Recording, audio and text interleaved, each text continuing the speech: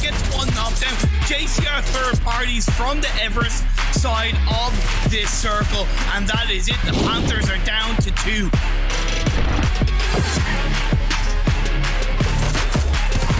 PassionFruit versus EFC for the finish. Nicely done, no mercy. Gets another knockdown onto Enigma, and now it's 1 against 3.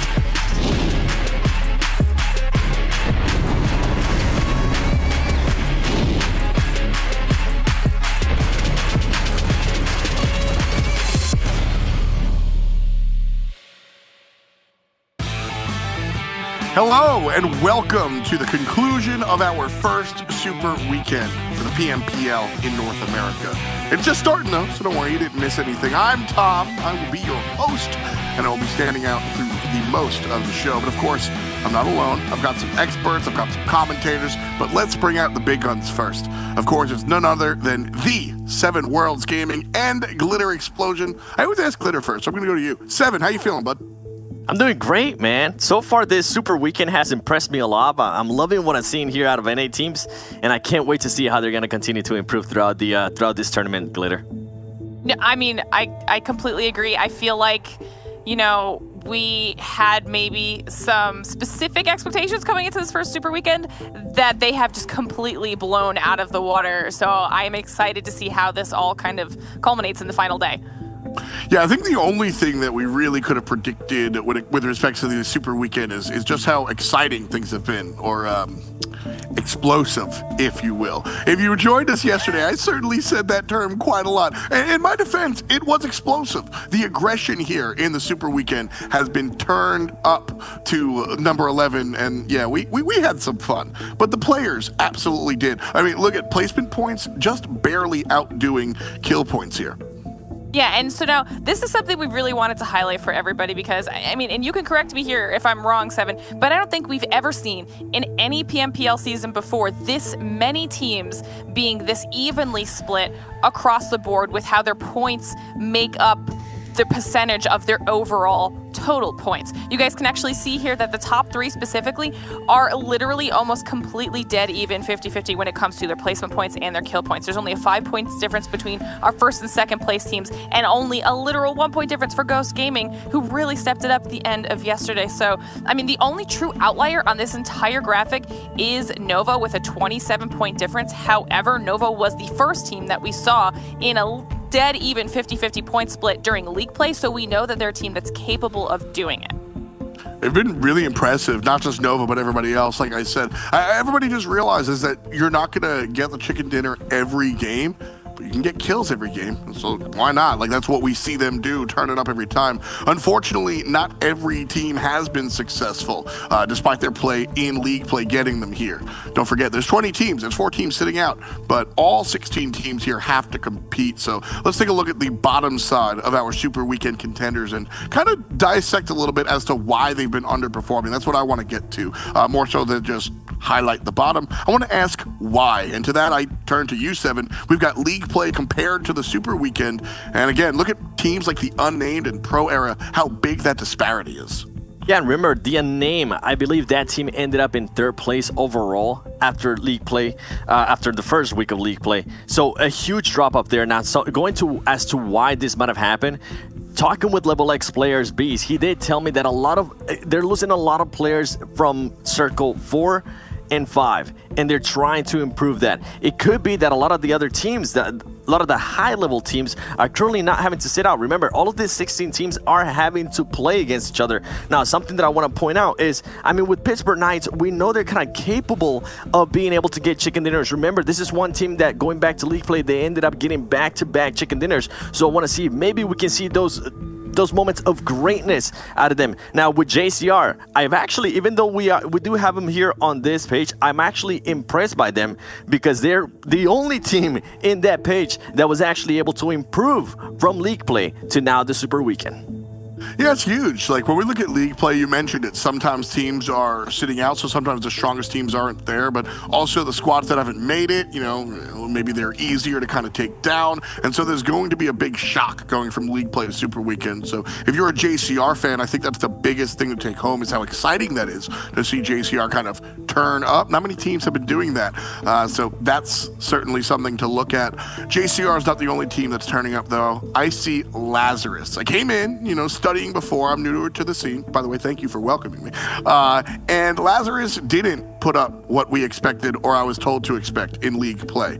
However, Super Weekend has been drastically different. So much fun to kind of watch them turn up and really do different things here, Seven, as to how they've kind of pushed forward. Yeah, and with this one here, I mean, something to point out, Glitter, and I'm pretty sure we're both going to be looking at this, Glitter, is the average survival time. Especially for Miramar and Erangel. Right now, they're absolutely the same. Yeah, and obviously, like, Sandhawk, not only does it have less opportunity for our players to play on it, because we just kind of started touching on it here this Super Weekend, so the stats are a little bit lower. They haven't had the same time to play on it, but generally, Lazarus, like FDOT was saying, is a team that struggled with that consistency. I think one of the biggest things that actually jumps out for me is the fact that they have more damage on Miramar, but their average kills is so much lower than what it is on Erangel. They're not doing as good of a job converting on that damage the same way that they are on Erangel. However, when you look at their numbers, their placements are stronger on Miramar than they have been, at least in this specific Super Weekend, than they were on Erangel. I mean, consistency is one of those things I think we're going to be talking a lot about for Lazarus here, Seven, and we have seen them kind of split up a lot, and we've seen Sixless running around doing his own thing, but to give Sixless a lot of credit, he's actually performed very well. Yeah, and as we're going to be going to Sixless stats here, something to point out as well in regards to Sandhawk, I'm hoping they change that up today, considering that going into the next league play, there's going to be a lot of Sandhawk. There's going to be 5 matches. It's going to be pretty much 50% of the matches that we're going to be playing. So hopefully they are able to step it up. But here, going back to Sixless, this is one player that, I mean, if you know the NA scene, you have heard this name at least once, whether it was something toxic or whether it was something amazing that he has done. Look at the damage that he has been able to put out. Look at the kills that he has been able to put out. Yes, he's currently 10 kills behind some of the top players overall for this Super Weekend, but he's still able to get kills for his team. And right now, if I'm not mistaken, he is the top fragger for his team with those 14 kills, followed by Fate. Something that you just mentioned there, Glitter, that I do want to kind of touch on is Sixless. We have seen him separate from his team in ways that I feel like hopefully they can start fixing that up, FDOT, because for some reason, things just don't go their way when they're too far away. We saw them yesterday, though, when they were together, when they actually worked together, especially towards the end. Even though they had a 2-2 split, they were within the distance that they could pick each other up if they needed each other's help. And I think if we start seeing more out of that team, especially more out of this team, this is a team that's definitely going to be scary, especially if Sixless starts carrying momentum from good days that he has. It's a huge question, in all honesty, because I think at the end of the day, it is important to internalize your team's identity. And when you look at Lazarus, it's Sixless, and his selfish play, some might say, his superstar type mindset gets the team wins, but it also gets the team losses. So you've got to find that balance, right? That inconsistency could be on the back of Sixless, but also if you credit him for the losses, I think you also have to credit him for the upside of what Lazarus has been doing as well. So a very fascinating team, in my opinion, when we look at that sort of thing and how individuals can affect the big stuff. But we started off the day talking about how explosive and aggressive the teams have been. And right here, the guys have a fantastic example. Let's take a look at our pre-play replay of this matchup. It's going to be Ghost Gaming pushing into Syndicate. I forget what map this one was, but Seven and Glitter can break this one down for sure. Really, again, I'm going to stick to it. It was explosive. Yeah, with this one, I'll start it. It is going to be the engagement in Miramar between Ghost and Syndicate. The reason why we kind of mentioned this as well is because we've never seen a team that's currently down here on this hill try to push up, especially on this angle, especially when Syndicate has teammates above, pretty much on the roof, and especially when you have other teams right here from the side that are going to be able to kind of third party you. So you're going to see right now on your screen, you're going to not see any smoke grenades, but this is the kind of stuff that we love seeing out of Ghost, because guess what? They're going to start getting knocked from this side. They got knocked right there from Syndicate with Spec, but look at all the smokes that were just thrown on your screen. They're making a path so they can actually go ahead and push up on this team, while keeping in mind that there is another team on this side that could damage them. Now, right here, something that I do love is as soon as Issue kind of gets knocked right there, you start seeing HH24 think about starting to move up. That's great to see. You don't want them to kind of think about it for too long. We kind of saw that yesterday. Now, this is moving a little bit forward here to the actual engagement. You saw HH24 die. HH24 actually went down to HQA that was behind them. At that moment, Tensa and Spec know that they need to make a push for it, know that they need to go all out here with Syndicate, and guess what? They're able to do just that. Tensa showing the power that we've been able to see right there out of Ghost Gaming, and then Spec and Tensa working together to just finish off that last player. Overall, this is the reason why we wanted to highlight this. We don't see teams usually trying to do this, Glitter. We don't see teams trying to take the risk to do that, and this is in comparison to some of the other stuff that we saw from some of the other teams yesterday. I love to see that kind of aggression. Yeah, and I think, honestly, the underlying theme so far of this entire Super Weekend is the fact that we were watching League play and we saw a lot of aggression out of teams, and we were like, this is a faster game than we're used to. There's no way this is going to carry into Super Weekend.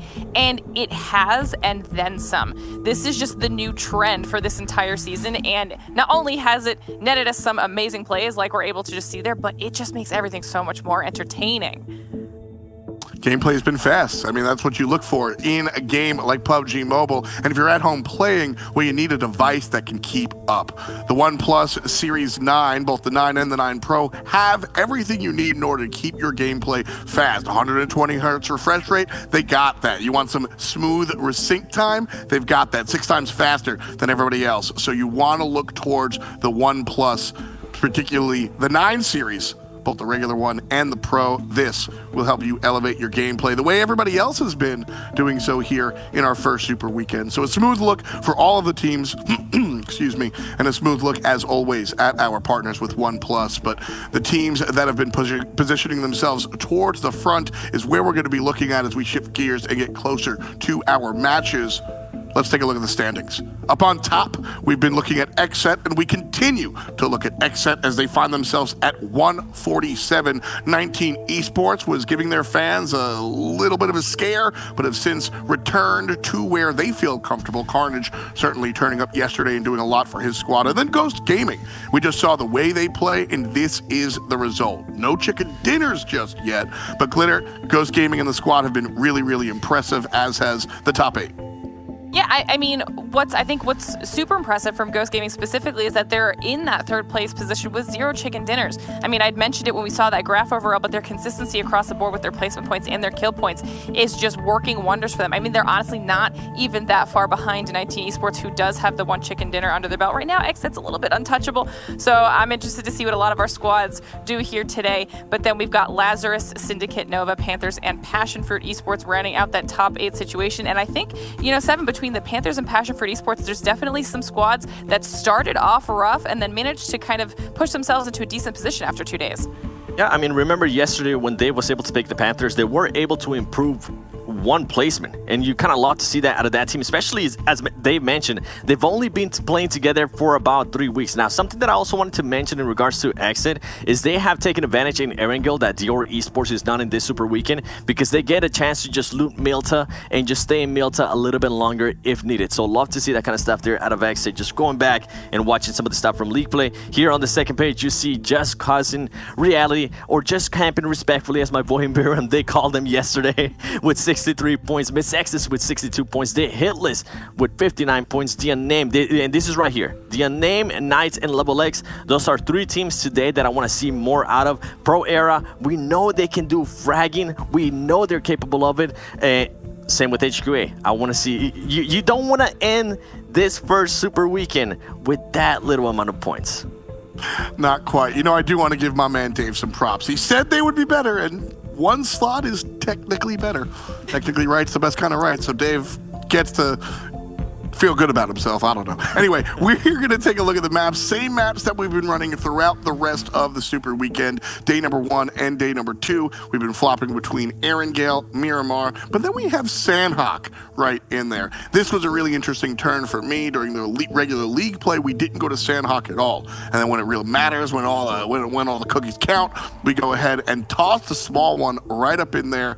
And it has been it's just been a blast watching everybody kind of smash their heads together and be really, really aggressive. But like I said, we're going to get closer and closer to the games. We've heard what Seven and Glitter have to say about some of these teams. Did you hear a point that you want to talk about, or did you not hear a point that you want to make some noise about, let us know. You can find us all over the internet. You can find us on YouTube, Twitch, Twitter. Use the hashtag PMPL, even Facebook. Use the hashtag PMPL. That'll get it on the radar. And then, like I said, if you want to follow us on Twitter, you can do the same thing on the Bluebird app. So do all of that. Follow us everywhere. You don't want to miss any action. And if you do all this, PUBG Mobile will never be anywhere far away from you guys. Again, thank you so much, my friends, Glitter and Seven. We're going to bid you adieu for now. We're going to bring in some of the big voices here for our first two matches. Say hello to our commentators, Zute and Envirum. Envirum, how you feeling today? I'm feeling good, man. It's Sunday, and my gut instinct is to say Championship Sunday, but that's not the case here, because this is only week number 1. It is the final day of our Super Weekend, which is obviously stellar, is fantastic. Next week, we go back to league play, get to bring in those other teams, but I think you kind of touched on it here. There's some teams who I think are not super happy with how this weekend has gone for them so far. This is their time to turn it around. Those teams at the bottom, like you talked about, they need to step up today. You know, Zutze, I want to ask you a pointed question to what Envirum just said. At what point, because knowing that Super Weekends are going to culminate, right? Super Weekend 1, 2, 3. All right, you're here in Super Weekend number 1. At what point in the standings do you start getting unhappy, right? You're not sad if you're number 2 or number 3, knowing there's more Super Weekends. So at what point are you unhappy? I would have to look at it this way, right? Each Super Weekend should be approached as its own little mini tournament, because you're never guaranteed the next Super Weekend. And by day number 3, I would say this is when you should start getting unhappy if results aren't showing. You've had 2 days to adapt and figure out the lobby, because it's the same teams over and over. And on the 3rd day, and we are on the 3rd day, by the way, this is the day that if you're not doing well, you really need to turn up. And if you don't, I mean, I don't know what to say. You've had 2 days to adapt, and it's not working out. So for you, it's more about the raw gameplay than it is about the number on the standing. There's not a specific point. It's really just, are we doing it or are we not, team, right? Yeah. Certainly where the teams, I think, have to look at. And I think that's the healthiest way to do it, because if you're number 1, but you're terrible, but everybody else is worse, you can't be happy about that. If that's your attitude, you're not even here in the first place. Winners win. And that's why these teams have found themselves here out of the 20 that show up to league play. Super Weekend number 1 is coming to a close, and this is just the beginning of it. Zute and Envirum, they absolutely know how to bring the action that the players provide, so why not go to them? Guys, it's all you. Thank you so much, F. Getting into game number 1 here, the final day of our Super Weekend. Winners win. Not just winning points, winning cash money as well. Kazute, every single chicken dinner that's brought home this weekend is a crisp, cool $1,000 in your pocket for good measure. XSET's already been able to put up 3. They can add 2 more to that, walking away with $5K. That's a lot of money. Even just 1 more would be $1,000 a piece. You know, it's what they're looking at. But those teams down towards the bottom, this is their opportunity to try and change their fortune. Map number 1. Let's get into it. Map number 1, starting off with Erangel as always, and the plane path, a really good one. I remember yesterday, like all our games that we casted almost was terrible plane paths, so getting a little bit of change in luck for not just us, but also for the players. There shouldn't be too much trouble with this one. And I want to touch on a fact that F. mentioned. It's not so much the points, right? When you're a competitive player, it's really about the raw gameplay. And I love how he brought that up, because when I was a competitive player, there were days when we did really well points-wise, right? But there would be some games that we should have gotten 1st place, and instead we got 3rd place. And that's all we focus on. We get upset at those games. We look at our mistakes. And then there are some days where we don't do well overall, but we really tried our best, and the circles just was not in our favors. And those days, we actually feel better than the days that we might get more points. So it is really important for the player's mindset to focus on the raw gameplay, not so much the points. So if you are down there at the bottom rankings with like low points, don't focus on the points. Focus on the key fundamental mistakes that is causing those low points. And we do get that first circle pop-up, and it's a really nice, fair one. We should see some pretty standard gameplay as far as I can tell. I would tend to agree. This was a very healthy playing path, a very friendly first circle. Despite that, though, we're already seeing some shenanigans to start the game. That's not Ralphino. That's not your call. Come on, get out of the US. settle down. And that's going to be first blood in the server. I was not expecting this one. Exet, of course, dropping in here towards Mezexis. They're actually going to keep potentially looking for this all around this Milta area. Revenge does have a gun, so at least he can fight back. But starting things off, game number 1, you boots on the ground for about 20 seconds. And you're already out. That's got to feel bad for Ralphino. But again, to sort of touch back to that point you were talking about earlier, Zute, I agree. I mean, I've talked to players at LAN events who have done well in the standings in the day and go, wow, great job today, guys. Like, nah, we could have done better. No, so much stuff we got to fix. And that mentality is actually what's going to make you a champion. You can never be satisfied. Always got to keep pushing forward. So we'll see if these teams can embody that here today. And Exet, definitely a team we're looking at. Yeah, Exet in first place coming in today by a good margin, and they already picked up 1 kill. So I wonder what the players and the rest of the lobby are thinking, right? Exet is on fire, and then during looting phase, right when we get into the game, everyone sees on the kill feed, Exet picks up the first kill of the match on the final day of the Super Weekend. That's not a good sign for everyone else. Like, for me, if I was playing, I'd be like, damn, Exet, they're starting off strong already? And we're not even done looting yet? Oh, man. We haven't even started looting yet. That's literally like, people haven't even landed and the kills are coming through. Exactly. Yes. Yeah, Yes. Mezexis getting a little bit too close to Exet. Exet do have a really large split. Like, Exet, I would say, is kind of greedy with that split, like, all the way across Milta, all the way reaching up to Milta Power. So maybe Mezexis can adjust in the future next time and, take advantage of that. Maybe stack 4 people where we saw Ralphino went down. But hey, this is the last day of the Super Weekend. Maybe you could bring that strat into the next weekend if they even make it through to the Super Weekend. Yeah, and I think given where they're at in terms of today, placement-wise, I wouldn't be surprised to see them back next weekend. They're currently sitting in 10th place. Haven't had, again, the most successful weekend, but they're right in the thick of the pack. I mean, we have 5 teams with a 10-point spread from 12 all the way up to 8th place. So there's a lot of squads that are sort of right in the middle of the pack looking to break on through. But it's definitely kind of feeling like a series of the haves and the have-nots, those top 3 teams. You've got Ghost Gaming and 19 Esports, Xset, all well above 100 points at this. And then you've got HQA sort of and Pro Era and Level X sort of down towards the bottom in the 20s and 30s. So quite a spread to start this first weekend off, which actually has to give some hope to some of those teams that didn't make it into this first Super Weekend. Yeah, some of the teams that didn't make it, EFC, Aphelion, to just name, 2 of them. Those are really strong teams that have had, really great games throughout the stages of the tournament. EFC in particular, the champions of PMCO. So all they need is 1 Super Weekend, and they could really do well and just shoot up into the middle of the rankings. And for the teams that did make it into this Super Weekend, that are staying in the low, 30s and 40s, it's not good. They need more points. They need more buffer points for those teams looking to bump them out. I mean, we've seen teams put up 33 points in a single game, in 1 match.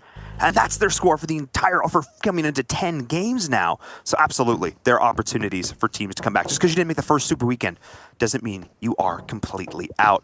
But let's get back into this game here. Let's take a look at exactly how teams are forming up. And because of how friendly this circle was, Zute, we've been seeing a lot more earlier rotations from a lot of these squads. Teams looking to get in early, establish, their spot on the map, plant their flag as you would. But we're not seeing this as much here. There's still quite a few teams on the outside of the circle or right on the edge continuing to loot. Teams are actually feeling very comfortable in their looting phase right now, which is not something we've seen a lot of so far this Super Weekend. Yeah, that's a really great point to make. Maybe it's due to the fact that we're on the last day, so the nerves have calmed down a bit. And also, they got to watch over multiple games. So for the teams that kept rotating early, that didn't really work out, maybe they're, slowing down the gas pedal a little bit, taking it a little bit slower, waiting for the teams that, rotate early and have done well to just take their positions and not try to contest them. But with the first circle slowly closing in, we do see the middle of the map. It is getting a little bit, congested. We have about 4 to 5 teams. This is the first circle, though. Well, we never know where the last circle is going to end up in comparison to the first circle. Yeah, I think there's a very good chance that it ends up on the mainland. And other than that, I couldn't tell you. Honestly, it could go many, many different ways. Speaking of a few different ways here, a few different ways to find some and gather intel. Looking at Nova, they are quite spread out right now. Taking a look towards PassionFruit, among other teams. Here, one of those squads, like you identified, there in the center of the map. HQA is getting involved as well. The team coming in last place today. They need to step up to help create that buffer between those non-qualified teams. As we're taking a look now, Syndicate, another squad that I have my eyes on. They're moving on in.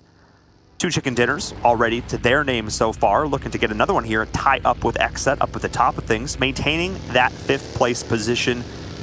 And consistency, I think, would be the name of the game for this squad. Syndicate with 2 chicken dinners. One of the teams that have had some big showings and then some, they kind of fizzle out. So coming into the last day, this is definitely one of the teams that I think either is going to end it with a huge bang to make a statement, or it's going to be the opposite. They're going to just start dropping a bit further down. And the last day, it's really hard to be consistent too coming into the last day. It was something I've noticed over multiple tournaments, especially for the bigger teams. It's either they fly or sink when it's the last day on a super weekend. Something gets in the gears and they really want to, end it off strong, but that could also, get them right in the back and cause them to go out early or cause them to make more mistakes than usual because they're trying to do too much to have a really strong finish compared to the rest of the week. But we're going to have to see for these 5 matches which one it will be, which top teams are going to stay at the top, and which top teams might choke a little bit on the last day.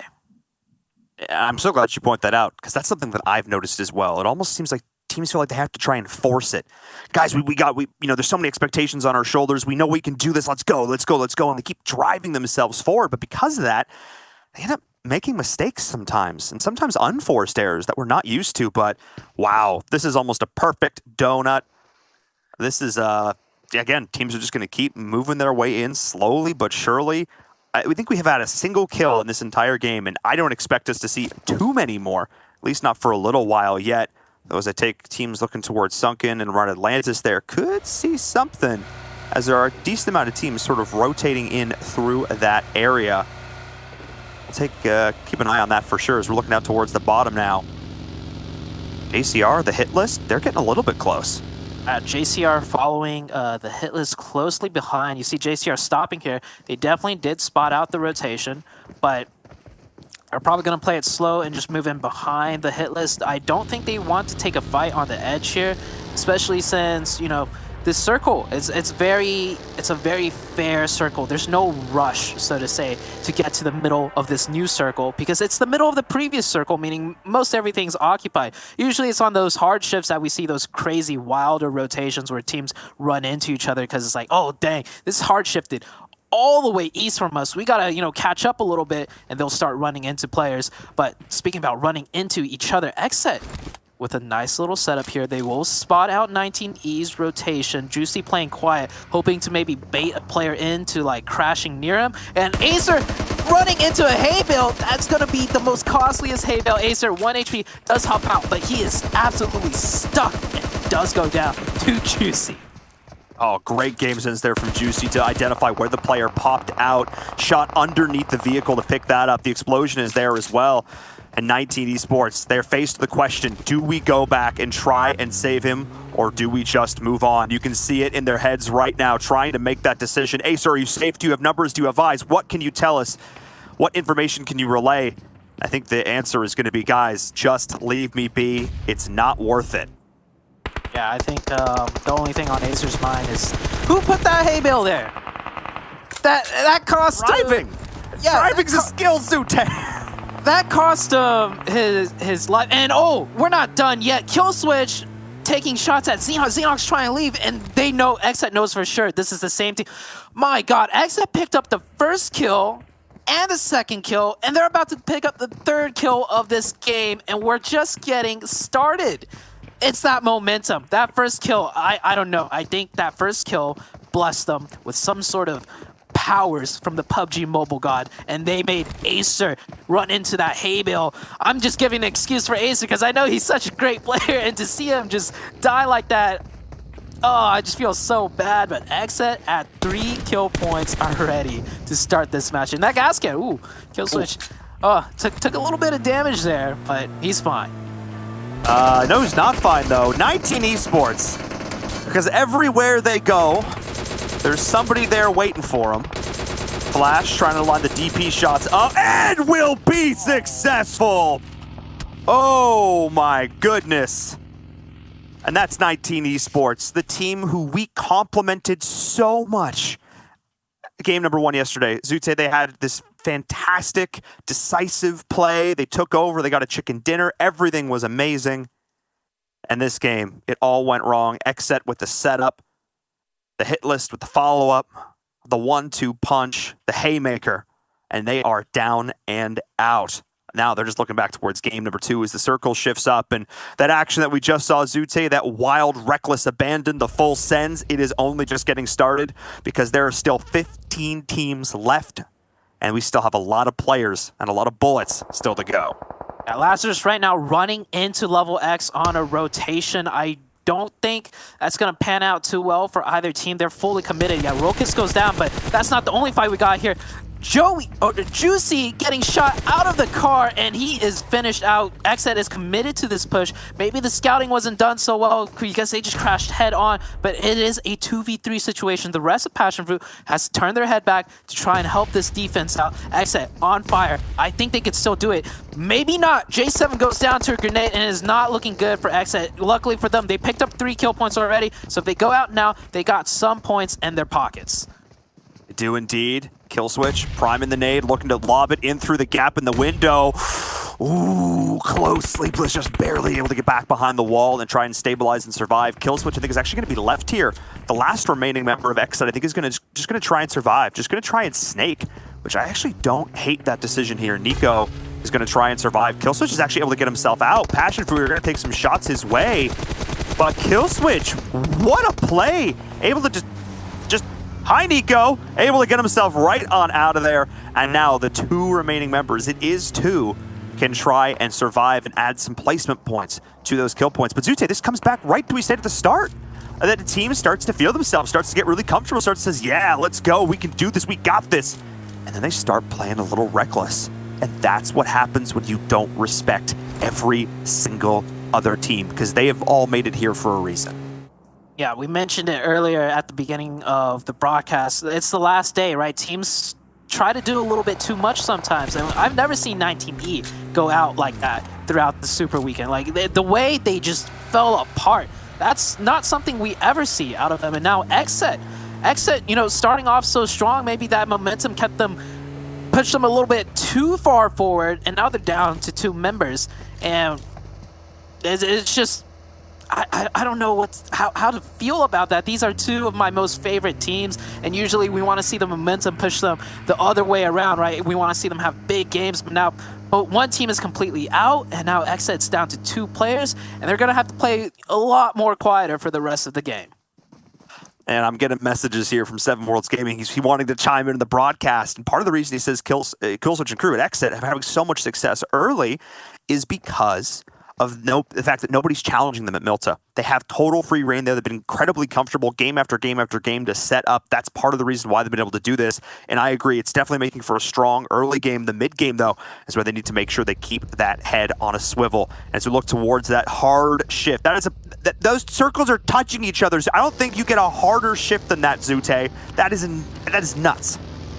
Yep, PUBG Mobile Gods just kind of baiting the players. The first 2 circles was like that perfect donut, right? Perfect first circle, second circle, perfect center, and now for the next 3 circles, hey, we're gonna hit you with the hard shifts. It makes for such chaotic gameplay, and as a player, I hate these type of circles where it doesn't hard shift on the first few. It gives you that false sense of security, and then it just hard shift, like crazily every which direction.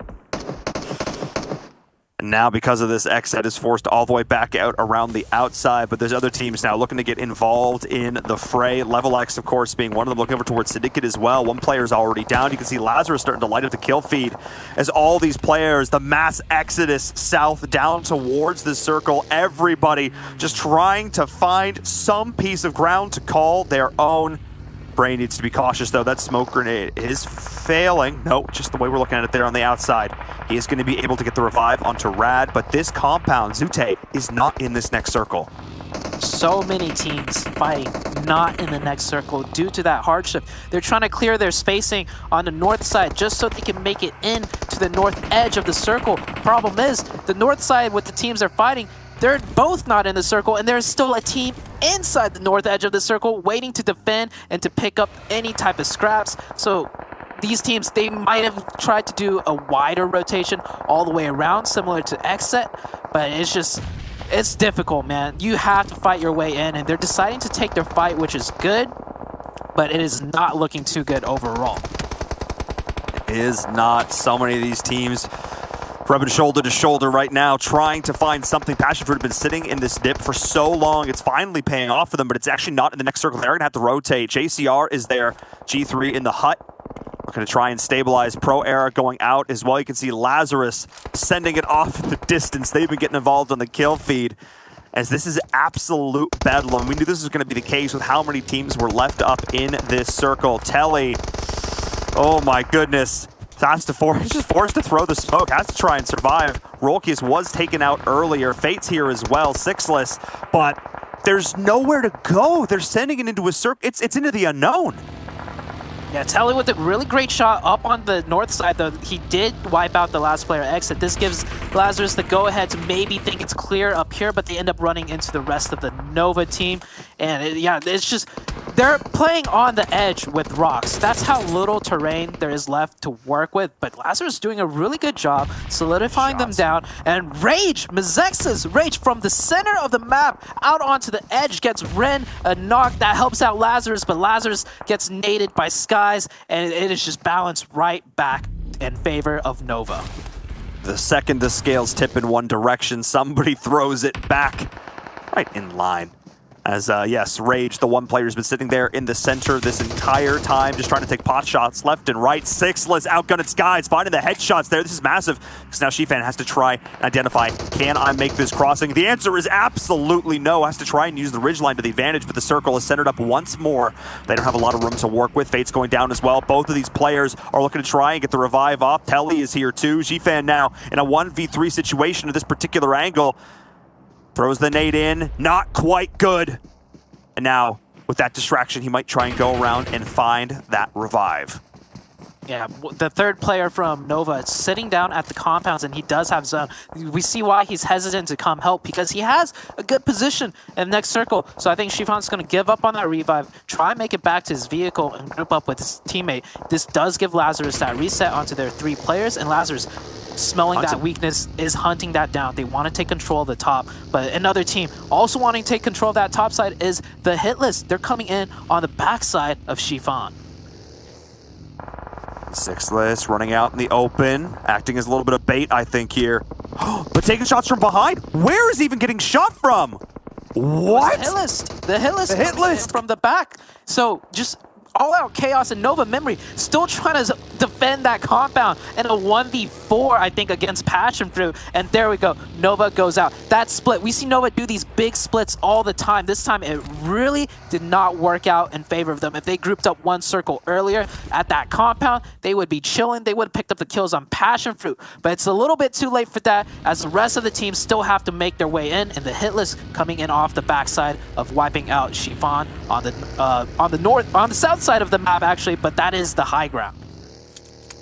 It is indeed, and a lot of squads still with 3 or 4 players up. These teams have been able to do a good job stemming the bleeding.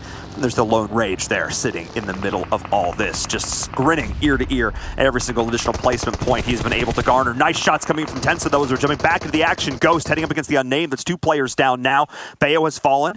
However, looks like they may be able to get the revive off as a third one goes down for TU. Ghost Gaming, impeccable in their precision. Bucky is trying to fight back, but he's getting flanked. Collapsed upon, goes for the drop shot, can't quite find it, and he's going to go down, the last one standing for his team. A clean wipe for Ghost Gaming. That's exactly what they needed to do here as the fighting is continuing. Now Lazarus going up against the hit list. They came in from the outside, played it a little bit slow, and now going up against the 3 members here of Lazarus. Technically a 3v4 situation, but Jatchi looks like he's gone down. I want to highlight really quickly. Lazarus is still alive and in this game with 3 players. Just 5 minutes earlier, we saw in what a terrible position they were.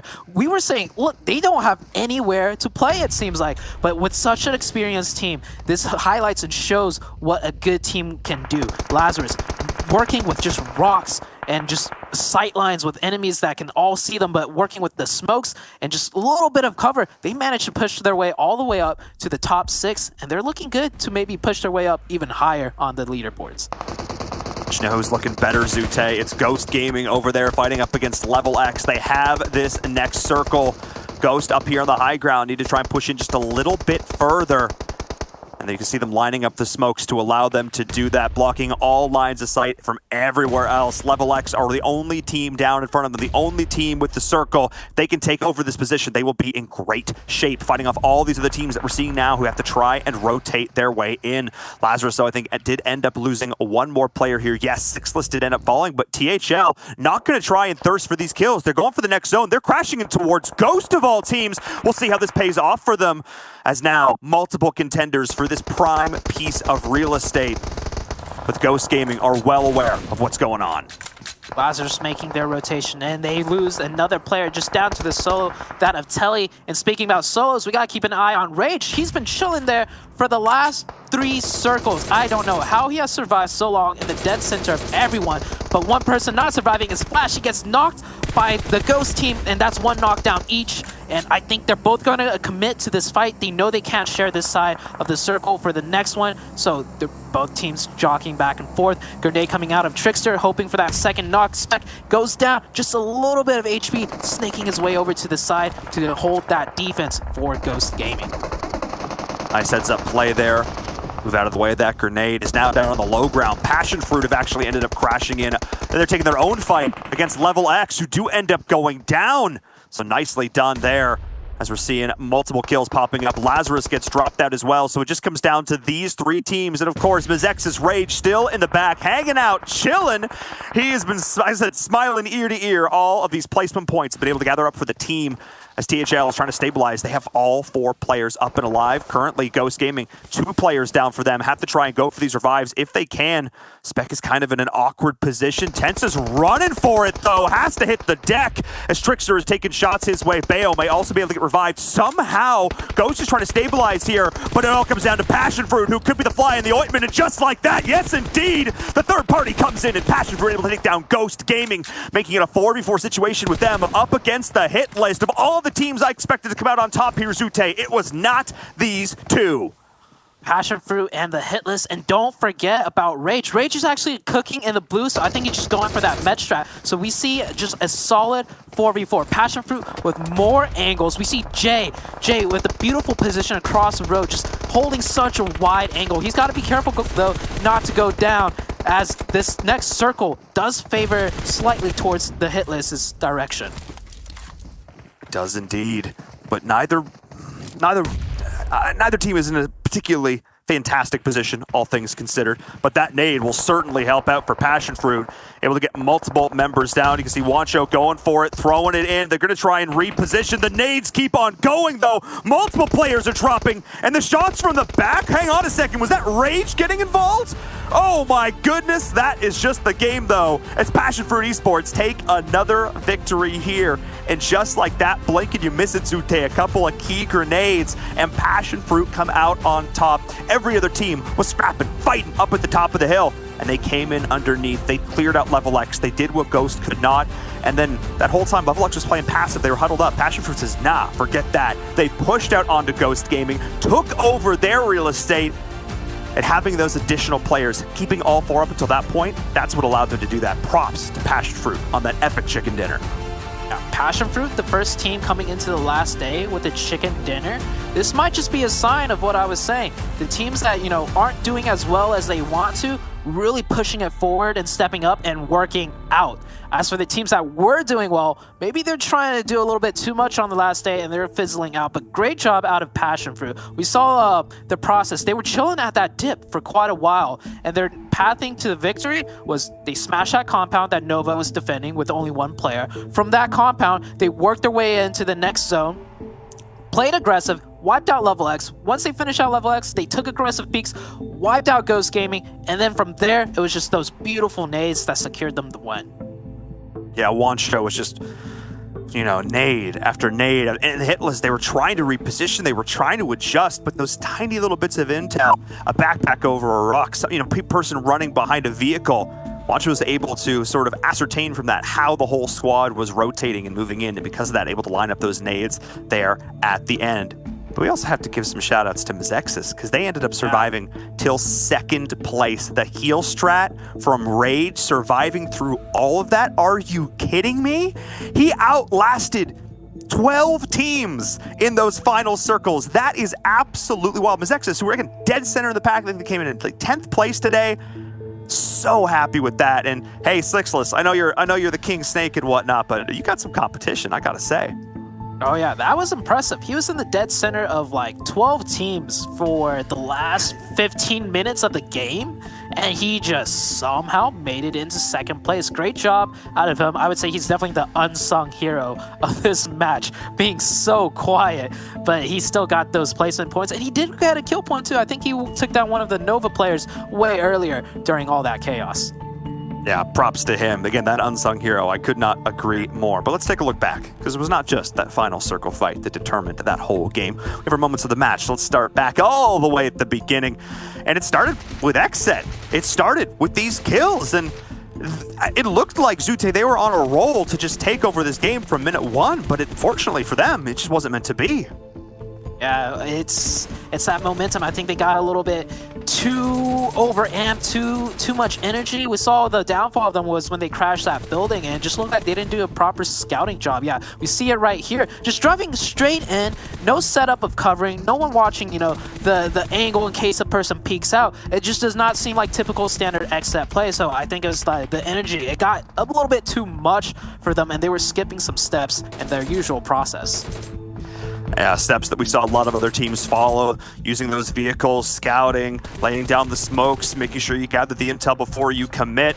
And I've seen quite a lot of that over the course of this game, and solid long-range shots as well. Nicely there from Jason, continuing to put in the work. But Tensa, another player who really stepped up here. That was that clean 4-for-0 wipe that Ghost was able to execute. And Level X, that was the position they ended up staying in for almost that entire game down there at the bottom of the ridge. And THL, we saw the work they were able to put in earlier, paying off for them in a big way. They got so many revives off over the course of this game. Zute, I have to say, it really ended up paying off for them. THL, I'm surprised THL managed to survive with Ghost Gaming right next to them, right? That says a lot for what THL did. Ghost Gaming, we usually see just run through teams, especially if it's an isolated 4v4. I have not seen Ghost Gaming lose an isolated 4v4 in quite a while. They usually win the majority of those. So THL with a really great defense held it off long enough for PassionFruit to come in and help and peek over the top, and that's what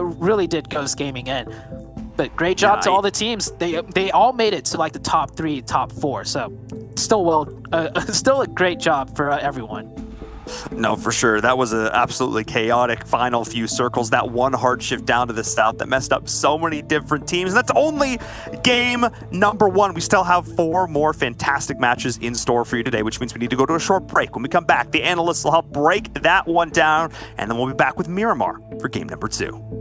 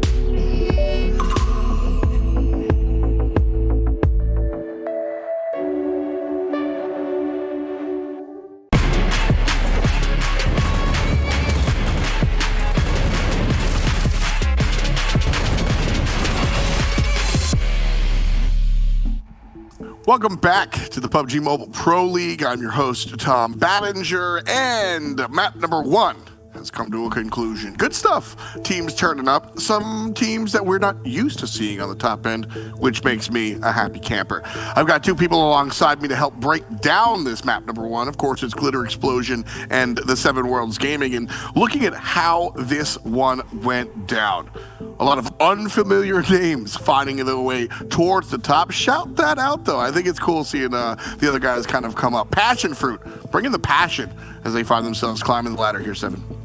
Yeah, it makes me so happy seeing teams that, in a way, we were kind of calling out, right, to start improving. Level X as well. We're going to be showing you some amazing stuff here in a little bit. Level X had an amazing game as well, with the hit list being able to third party, starting a fight between Lazarus and Nova. Just, I love when this stuff happens. I love when we have teams that are dominant at the start of the Super Weekend, and then on the final day of the Super Weekend, some teams just decide to switch it, flip it on, and start making a name for themselves. Flip it and reverse it, right? That's what we got to do. And that's what teams are pulling it out. You know, it's always fun to see that, because trends are cool and they make our job up here on the analyst desk a little bit easier, because we can just follow the same players and same teams. But I'm not asking for an easy job. I'm asking for PassionFruit to go throw me a curveball, and I'm asking for the hit list to wind up in second. And honestly, Mezexis, one of the teams I had fun watching, and here I get to have fun watching them again. Yeah, I mean, honestly, we were watching that, 7. Rage managed to heal Mezexis' way into that second place position, and we were talking about it, not that he was going to be able to make it through the blue, but he did a really good job. I thought he was going to have to rotate out literally directly into the hit list, but the hit list was so distracted with PassionFruit and the nades that were coming out of PassionFruit that they weren't even worried about him, and he was able to snag a couple more points for Mezexis and co there. Yeah, and just shout out to Rage for managing to do that. Moving down the list, that we do see Ghost Gaming with a nice 4th place finish there. 13 points to their name. Lazarus, Level X, like you were mentioning, 7, 10 points apiece. And then HQA and Knights, what's going on? 7th and 8th place, they get some points on the board. It's the good curse. It's the good analysts in this curse. We call them out. They're starting to do better. I love it. But you know what?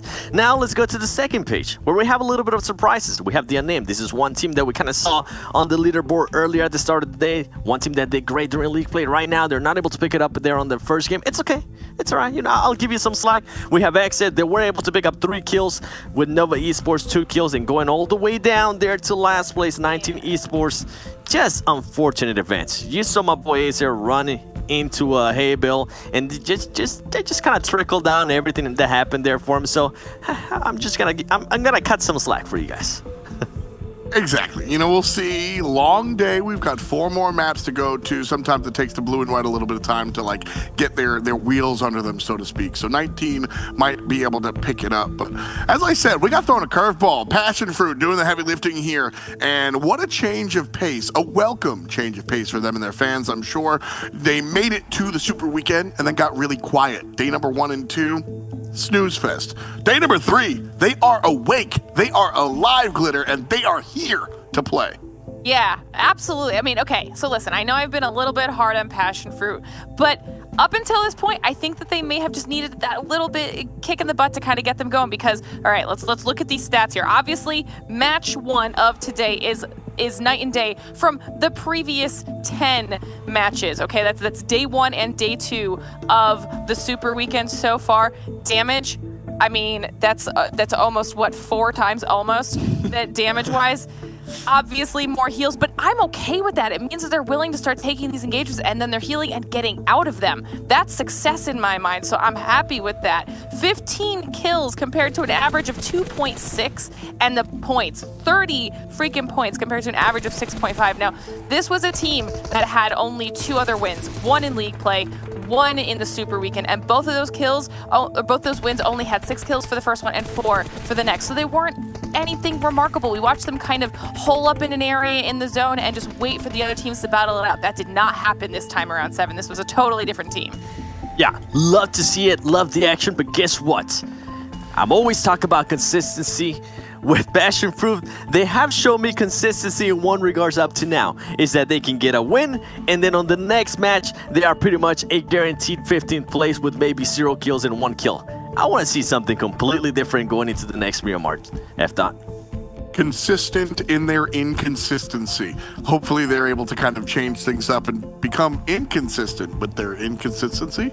I think that's the idea for PassionFruit, at least. Level X is a team, I think, in a very similar light to PassionFruit, in all honesty. Made a little bit of noise on the regular stage when we're here for days number 1 and 2. We make it to the Super Weekend, and they don't wake up to the alarm. But here on day 3, wow, they did it, and certainly looking a lot better, Seven. Yeah, and with Level X, I mean, another team. Look at the damage. They're definitely double that damage, and they're able to take less damage as well, having to heal less. I actually love to see that. They're showing me that they're willing to be more aggressive, and it kind of goes back to something that we talked about yesterday. One more thing, the kills as well. 1.8 to 6 kills, and this is one team that yesterday in a telestration we got to kind of showcase with Beast. It was they had a chance to completely destroy Ghost, or at least get some extra points against them, but they were too passive. Maybe, I'm not sure what it was, maybe it was a team thing, but he actually sent me a message and said, listen man, thank you so much for breaking that down, because that kind of helped me out realize that sometimes I do have to be aggressive, sometimes I do have to be willing to take that risk. After all, these players, you guys got to remember, you're here for a reason. You got to be able to trust in your gun skill in those situations and at least try to get some of those points, because thinking back on it, on yesterday, he wasn't able to get any points and he could have gotten 2 extra. So I love to see the aggression that they're showing here today. You know, I'm with what Glitter said. I love that. You know, you're never perfect if you're a competitor, so you got to be able to buckle down and grind it out. Looking at what he was able to do, internalize, maybe we should be a little bit more aggressive. All the teams have been pretty aggressive. We highlighted it at the beginning of the day, so I want to touch in with the total damage and see where the numbers landed here for our first map to see if it's keeping up with keeping up or if we're trailing off. And yeah. PassionFruit is certainly keeping up, but the bottom side is a lot lower than I might have expected. Both of you sound excited, so I don't know. Who wants to go with this one? Glitter, go for it, Right. Glitter. C7 knows. It's just because those numbers on PassionFruit are so strong. Those are up there with the stats that we've seen coming out of teams like XSET, Ghost, Lazarus when they have their strong games. And now we have PassionFruit up here doing the exact same thing, out-damaging Lazarus and Ghost and XSET. Like, that's so cool to me because they finally got something together. Something clicked. I mean, and we do have to shout out Level X, like you've been saying, Seven. I mean, they're still up there. There's another one. Okay, the hit list. See it? The hit list. Not only you know the hit you want to list, talk about the Unnamed and Pittsburgh Knights. Yeah, they were able to take advantage of teams like XSET and 19 Esports not being there towards the end of the game and having to worry about them. So those are 2 teams, hey, we called you out at the beginning. Come on, keep on showing this kind of stuff and keep on taking advantage of this kind of situations when you see top teams, maybe they're keeping track of the kill feed and all that stuff. When you see those top teams getting knocked early on the map, take advantage of that and start making some points. This is going to change the way we see the entire field when those strong teams or the top end teams down the standings wind up leaving early. Changes everything all up. Over the whole Super Weekend, we expect to see XSET, Ghost, Lazarus, 19 in this higher parts of the damage spot. But after these games, PassionFruit and Nova, this moves them up. When XSET and Ghost leave early, this is where you can see teams sort of make the impact, Glitter. And this top 10 looks very different after this map number 1 than if we would have shown it to you at the end of yesterday. Yeah, that's what I was just thinking, that some of these numbers have definitely switched up. I remember, you had specifically called out the big difference in kills between first and second place with similar damage. I think that gap is now shrinking down a little bit for these teams, so it's not as noticeable. But PassionFruit's managed to move themselves up the list. They're getting close to Nova in the damage output, and they're currently beating them in the kills. I mean, you called them out too at the beginning of the show. You wanted to give a little bit of credit to JCR earlier. These teams are currently shaking up the rankings. They're fighting for those last days worth of points. Yeah, these are teams that are with that striking distance. I want to see more of it. And did you see Ghost? They almost had the exact same amount of damage as XSET. And keep in mind, Ghost still doesn't have that elusive chicken dinner here for the weekend. I'm pretty sure they want to be able to get that 1K in their pocket, especially coming into Miramar next. Great point. Gotta look towards Miramar, and that's what we're gonna do. Thanks so much for breaking down our first map, Glitter Explosion, and the 7 Worlds Gaming, always with the good stuff. And OnePlus, always with the good stuff as well. You can trust them to continue to bring out quality devices for quality players, quality people, and they continue to push the quality up. The new 9 series, both the 9 and the 9 Pro, feature everything you want. Next generation Qualcomm chips, the 888, doing all the heavy lifting that you need to make sure you can find yourself at the top of the crop. I'm taking over chicken dinner if I'm playing on this one, and you can too. Shout outs one more time to OnePlus, the 9 and the 9 Pro, continuing to push forward. I've got a couple of friends here alongside to bring us the action. We've got Envirum and Zute here one more time as we head over to the Big M. A little bit different from Erangel. But guys, a lot of time spent on the desk breaking down how different this top 4 kind of looked. We expect to see Xset and Lazarus and all these familiar names, but it's PassionFruit and it's Level X instead. Zute, where did that come from? I think it's just the last day, right? The last day, teams try to change a little bit too much, and it doesn't work out. So Ghost Gaming, though, they aren't changing too much because they've been very consistent. And something I want to touch on with Ghost, I called them out the other day about them sticking true to their name and how they're not in the top 5. And then they actually called me out on Twitter and tagged me. And if you look back, the last 6 games, so the first game today and the last 5 from yesterday, they've actually placed in the top 5 every game, if I'm not mistaken, and they still don't have a chicken dinner, and they're in 2nd place overall.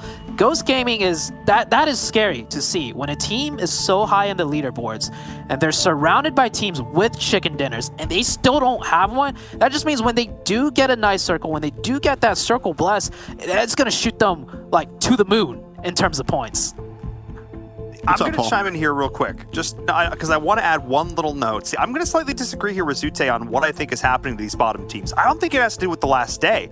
I think it's that we've actually slipped into a movie from like the late 1980s, early 1990s, a Highlander.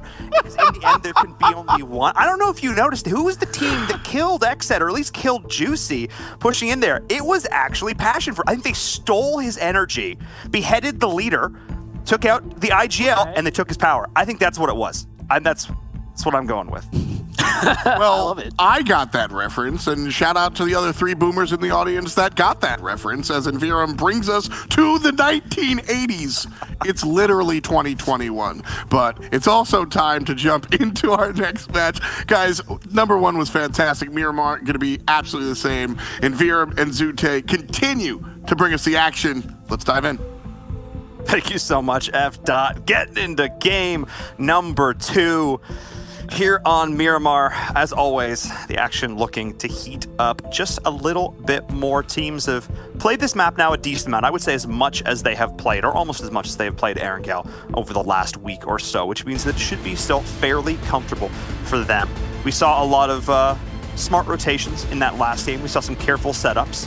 And I would not be surprised if we saw that again here on map number 2. Zute, let's take a look at this playing path. From what my eye can see, it's looking pretty darn good. Yeah, it's another really fair playing path. Nothing too much to talk about here. What I do want to talk about is that reference you made. So I'll be honest, Miro, I did not get that reference, but I will say I have seen similar movies or plot lines where it's like, yes, you kill this person, and then you get their power, and I love that because the first person PassionFruit killed out of Xset, Juicy is the IGL. He is the brains. If there is one person's power you want to absorb from another team that's doing really well, it would be their brains, and it would be Juicy. So I think you're right. They killed Juicy. They were like, I got the power, and then they ran with it. And they had an Xset type chicken dinner finish. They've had a chicken dinner finish before, and we heard Seven talking about it earlier. It wasn't a massive, amazing chicken dinner. It was like a chicken dinner with 6 kills. This chicken dinner round, though, it was like one of those. Yeah, it was like an Xset type chicken dinner where they are just mopping the floor with everyone. And so another team they killed towards the end, Ghost Gaming. So if we're sticking true to your reference, they have the power of Juicy and Ghost Gaming and the 11 other people they killed. So let's see if they can run with it here on this one. We do have the plane path come out, and we do see the first circle. PassionFruit, I'm keeping an eye on them. They're on the northeastern side. not the most nicest first circle for them, but at least it's not, you know, a crazy water circle on the far south or the far east. Yeah, we've certainly seen those, and PassionFruit having 19 esports between them and the circle. 19, of course, the team that went out first in that last game. We talk about the causal effect, the chain of power that was absorbed up over there by the lads over on X set. We'll see if that ends up causing problems for the PassionFruit. As we take a look at the circle itself, Nova, Minas del Sur, of course, as well for them. Los Higos in that whole area. Once again, a very split drop. And let's talk about the positioning of Nova, because we've touched on it in past games, we've touched on it in past series, and it cost them in that last game. They are playing more split than I would say almost any other team for the length of time that they are, which is uncommon. Is there a point where, Zute, if you were, like, say you were back, you know, IGLing, you play back with Execute, let's say, working with Fate, is there a time where you'd say, let's scrap this strat, it's not working? Is this the last day that you'd still give it, or how much time would you give that strategy to develop? So I like that question because I have a little bit of insight on how the Nova team works fundamentally, like with their coach. So this Nova team has been around for a while, and we've seen them just completely flop in past seasons, and we see them sticking true to the same strategy that doesn't work over and over. So what it is like, this strategy, it requires a high level of execution. Playing split gives you more options and technically more advantages if done correctly. But we're seeing them mess up a little bit here and there. But this is the strongest Nova iteration team I've seen thus far. So I'm imagining they're going to keep doing those splits that we see them so commonly do, and they're going to try and fix those mistakes. I can tell you one thing: their coach, whoever their coach is that's watching, he's going to point out, like, hey, you made a mistake here. This split is working if you did not mess up. So I'm going to see more splits out of them. One thing I don't really like, though, is their drop on Miramar. It's so far on the edge of a circle that I'm not sure how... I would love to see a graphic of how well they're doing on Miramar specifically, because they're so far away on the map that when the first circle is anywhere like further shifted away, it gives them such a hard time to rotate in. And yesterday we saw one of those rotations. I even questioned it myself, and I was like, maybe it might work, and then they went out super early. And it's interesting too, because they came into this weekend in first place. We were singing their praises all throughout the first 2 days of league play. Mm-hmm. At this point now, in 7th place with 91 points, they are closer to Pro Era with 30 than they are to Xset up at 150. Oh, it's exactly the same. But they are basically as close to the team at 16th place as they are to the team in first right now. That's how far away this split is. So whatever has been changing is not absolutely wrecking this team, because their gunplay, their skills, they are still there. But I agree, they're not necessarily setting themselves up for the most success. But we'll keep an eye on that for sure. I love diving into the different strategies, because we often do see metas evolve. And I have a long history with other genres of games, different shooters and MOBAs that have a much more concrete meta, as it were. These are the heroes that you pick, or etc. PUBG Mobile is a little bit more broad in that regard. There are general accepted strategies, but teams still have their own takes on it. And I love diving in a little bit more into the strats and seeing exactly what these teams get up to. As we take a look towards this circle, take a look back towards these teams, a lot of concentration in towards the south here. And you talked about Nova's rotation back up. It's going to be a tough one for them, because there are a lot of teams right in front of them. Everybody is congregating on the coast. Yeah, and if the circle shifts up north on the northern hemisphere of the current one, Nova's going to have an extremely tough time navigating it. I will say the very first circle, though, it's not as bad, right? And we've seen circles in the north where the north tip isn't even on the map. That type of circle would have been a ruin for Nova. So I still think they could manage to, pull something out. They definitely need to tighten it up a little bit. Last game, if they had those people who at the compound where PassionFruit eventually took over, they were set in a position to win the game. So we'll see. We'll have to wait. The Panthers here camping it out, very quiet, and it might just set up a trap for Juicy, just like similarly to game 1. Juicy has stopped. There's a player of Panthers right next to him. I don't know if Xset is going to sniff this one out. Yes, indeed. And I'm taking a look now. towards Juicy once again, the player who is potentially getting caught out of position. As we're seeing the player here from the Panthers being sort of the scout for the squad, but the shots are coming in from a bunch of different directions here. He's going to try and reposition, get back with the rest of the team. If the scout can get it alive for both sides, that could be huge.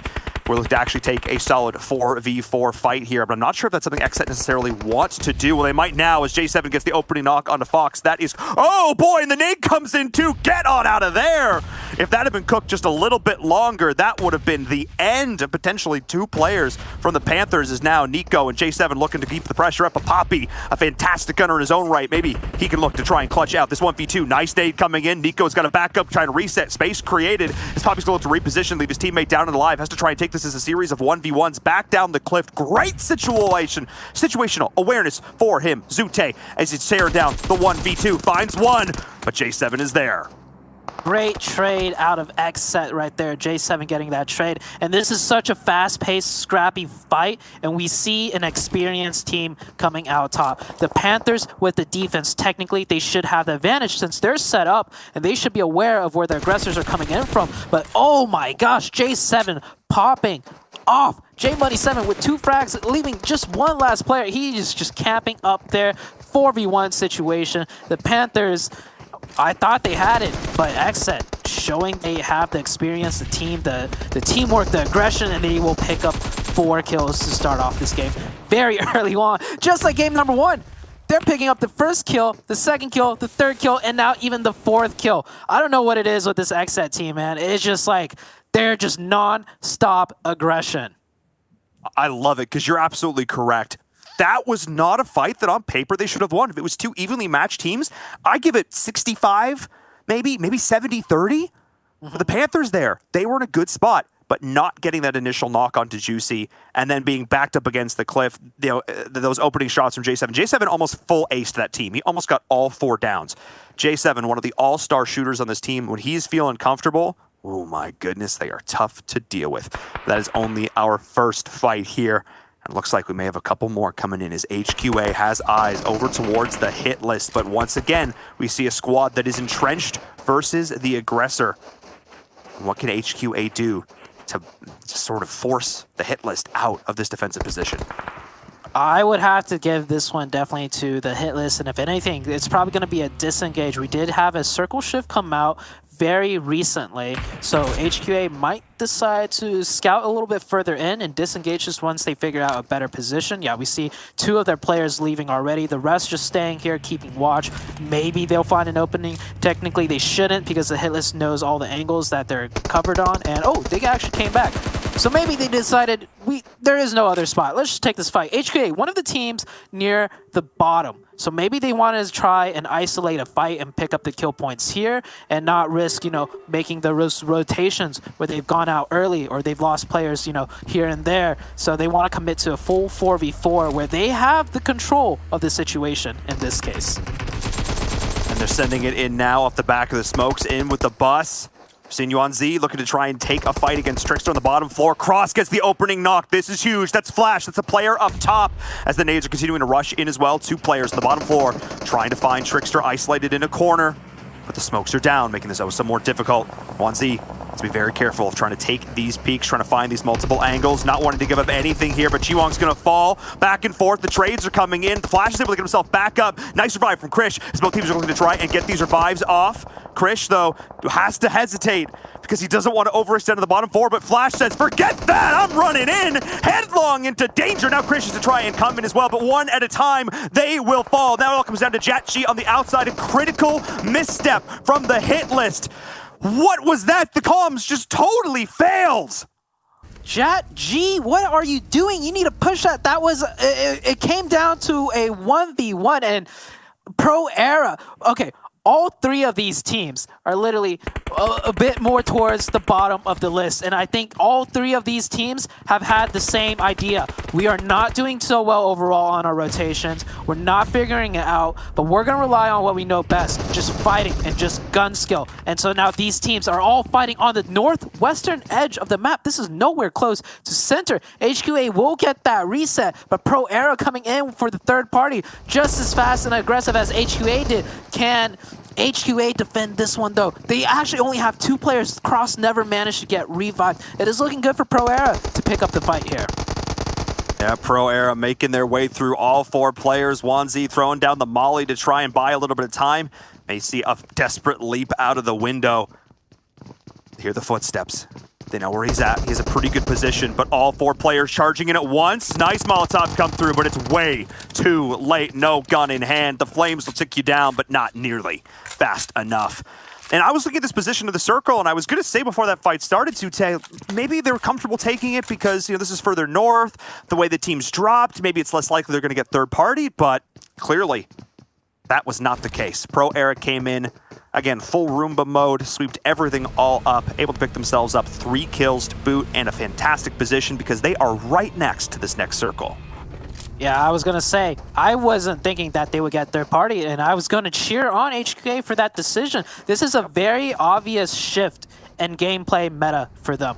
We did not see them take a 4v4 fight like that. They were also the aggressors. The enemy team was holding down a compound. A lot of teams don't opt to take that fight, especially given the fact that they're nowhere close to like central circle. So the positioning wasn't like a priority for engaging that fight. It's literally like, hey, we're not doing well. We're going to trust in our gun skill. And HQA, they did win that fight. Unfortunately, Pro Era was just around the corner in a similar thought process. We're going to take this fight. We're going to try and pick up the kill points and take control of what we know we can do. And a really solid play there from Pro Era. Paid off for them in a big way. So we're hopping aboard with JCR. Alexi on a bike. No memes to be had there at all. We did end up finding out, though, why he didn't take those shots back on Sandhawk. They're waiting for 2 players to get on the bike. It was just that simple. Nothing crazier than that. Go figure. Coming in from, I can no longer call them just camping respectfully, as it turns out. Big sad. Saying exit now, continuing to put up the shots. I kind of wish, I wanted it to catch on a little bit, but what we'll see is Rage. Oh my goodness, Rage. I get to see some bolt action. Zute, I'm a happy man. Yeah, Rage with the really nice bolty knock, but they do lose a player to Xset, who's been shooting them in the back. So this is, by the way, on the western side of the circle that's out of zone, so it's kind of congesting these teams together to take these scrappy fights so they could get an opening to get in front of the other team to make it into the circle. And now we're watching Ghost Gaming. This is the almost the dead center of the circle. They're electing to take these dips as a place to hold down. And nice. Yeah, it is a very nice dip, and it's high ground all around them, but it's like a 360 high ground where multiple teams will get on top, and no team can really focus in on them. At least that's what they're probably hoping for, as Ultron taking a peek over the top, sending some shots towards the Ghost, but the deep dip goes down enough where they can still remain safe. It's basically a bowl at this point, so they're going to have some areas of cover from all these different high ground positions they're going to be able to play around, and of course, it's Level X right next to them. The team that they were not able to finish in that game, number 1, those 2 players, that thorn in their side, they just couldn't pull right out of their paw.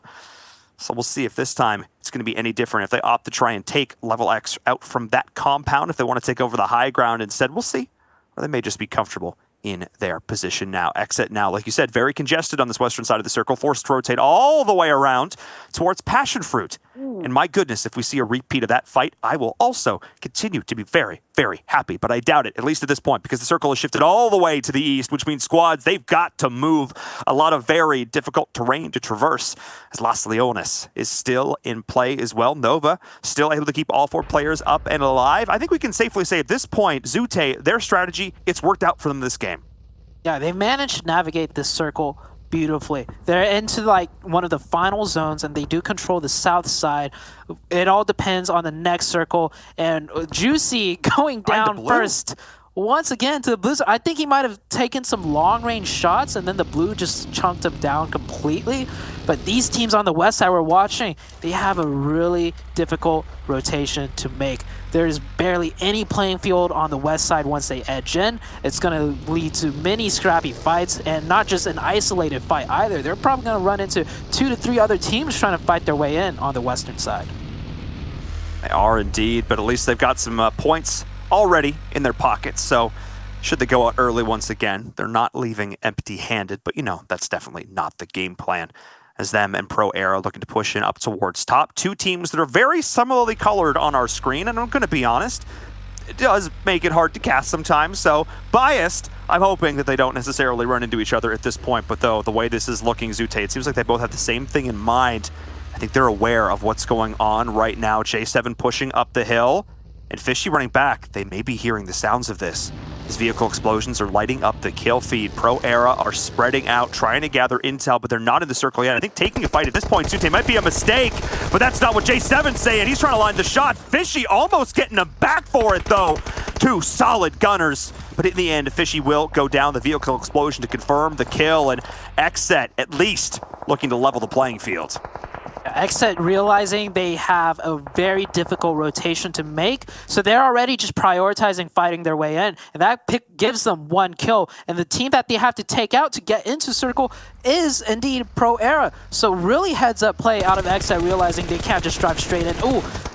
Moso with some good shots there, knocking one player out, but neither team is anywhere close to the circle here. So this fight is going to be a mutual destruction almost if they continue on this edge. Nope. Oh my goodness! No! J7 barely goes down once again. Those nades from Moso were sick. I got them both down to just 1 HP, but there's still potential for Xset to try and stabilize. Nico's going to go down as well, though. Oh my goodness, it's all falling apart from Xset. They got that first kill, but weren't able to convert the rest as they're bleeding out one after another after another. It all comes down to kill switch. He does have 4 first aids, but no vehicle, and he is so far from home. And in the kill feed, we do have Ghost ending up taking that fight, that rematch with Level X. So, I love it. Ghost had no real reason to need to push us. They were in that bowl we were talking about. So somehow Ghost came out of that bowl, pushed the compounds, and wiped out Level X. Great heads up, proactive play. Now they have so much more territory control right around them. I hope we get to see that fight back on the highlights, because that must have been an amazing fight. And we do get that circle shift, and there we go. With this circle shift, they would have to done the same exact play, but if they did it now, PassionFruit waiting in the back lines, ready to third party. So they did it one circle in advance. I love that coming out of Ghost Gaming. What an amazing decision to make. And of course, it took the execution to pull it off too. Absolutely, and now they're feeling flushed in terms of loot. They're feeling good. They've got the position, and PassionFruit potentially going to look to push into them here, but they've got to come up over this rise. Killswitch is there as well. Duelo, who pushed in early for his squad, but ends up going down. Killswitch has been a thorn in their side. Most is still out in the blue. So somehow, Killswitch is continuing to put up the work, continuing to gather placement points, as Pro Era actually ends up going out first. How spiteful! How vindictive from Xset, the team that basically forced them out. Well, I will outlive you in the end. Now, PassionFruit, aware. They would have heard the fight that happened between Level X and Ghost. They know exactly what's going on. They're going to rotate all the way up and around. Stevo and Sleepless have actually rotated to the northeast side of this circle, have secured a couple of different compounds. They're in a good spot, looking towards the circle. 19 Esports, Lazarus, the Unnamed, Nova, all in relatively good positions as well. But 19 Esports, actually, Zute, I'm looking at them. They have one of the power positions in this next circle. Yeah, that position 19E is a high ground position too. Just 360 coverage all around, and no matter where the circle shifts, they'll be able to see some of the next circle. But here we have Nova taking a quick scrappy fight with Mezexis. It looks like Nova is getting the better of that. They have one player, Ren, a bit more north of them, securing a spot on that next circle shift. So Nova still looking pretty strong. So their rotation's definitely paying off here. It is indeed, and Rin playing that forward scout, the 3-1, ensuring that the next place they decide to rotate is going to be a good spot. And this was his power position like I was talking about, though, but a position that may be contested soon. His PassionFruit might be looking to get involved here. They don't want to just be sitting on the outside of this next circle. They want to be getting involved. They want to be proactive, like we've seen so many of these good teams do so far. Carnage up on the high ground, though, is trying to relay info back to the rest of the team, setting up the smokes to allow him to get back out. As now we're seeing PassionFruit comfy in this next circle, potentially, but they may end up wanting more. PassionFruit right now just kind of have to keep their heads down. Both 19E and PassionFruit can't really fight each other because Lazarus on that east side can easily third party any shots if anybody peeks over that high ground. That's why we saw Carnage throwing down those smokes earlier. Speaking about smokes though, Nova getting into fight with JCR, using that smoke line for cover to prevent third parties, and we do get that next shift, and the shift goes south. It gives Nova the circle, and Nova in such a great position now. Now they just have to worry about defending. And there was a little bit of third-party action coming in. One of their players did end up going down. I think they're going to be able to stick that revive. But 19 Esports now up on the high ground on this ridge line.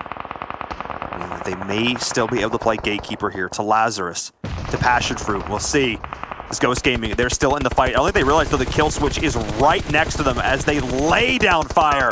The other side, but as HH24 goes down, there's the chance the kill switch might look to get involved here. Zute, Tense is going for the revive, but there is a chance the kill switch could just pop up right over this cliff and be an absolute disaster to Ghost, and that's what we're seeing now. The nade is coming in. Did they hear the footsteps? That's the question. They absolutely did, as Tense is looking up over the top of the ridge. Can kill switch find the shots? No, he cannot! Oh my goodness, Tensa with the pure outplay. My goodness, but the play does not stop as we're seeing the Unnamed pushing in here towards 19 Esports. JCR getting involved as well. As now 19E being forced out, Lazarus getting involved as well. The AK going off here from Salt as Lazarus is in trouble. Fate down to 1 HP. Able to get the best of Salt though, and hang on.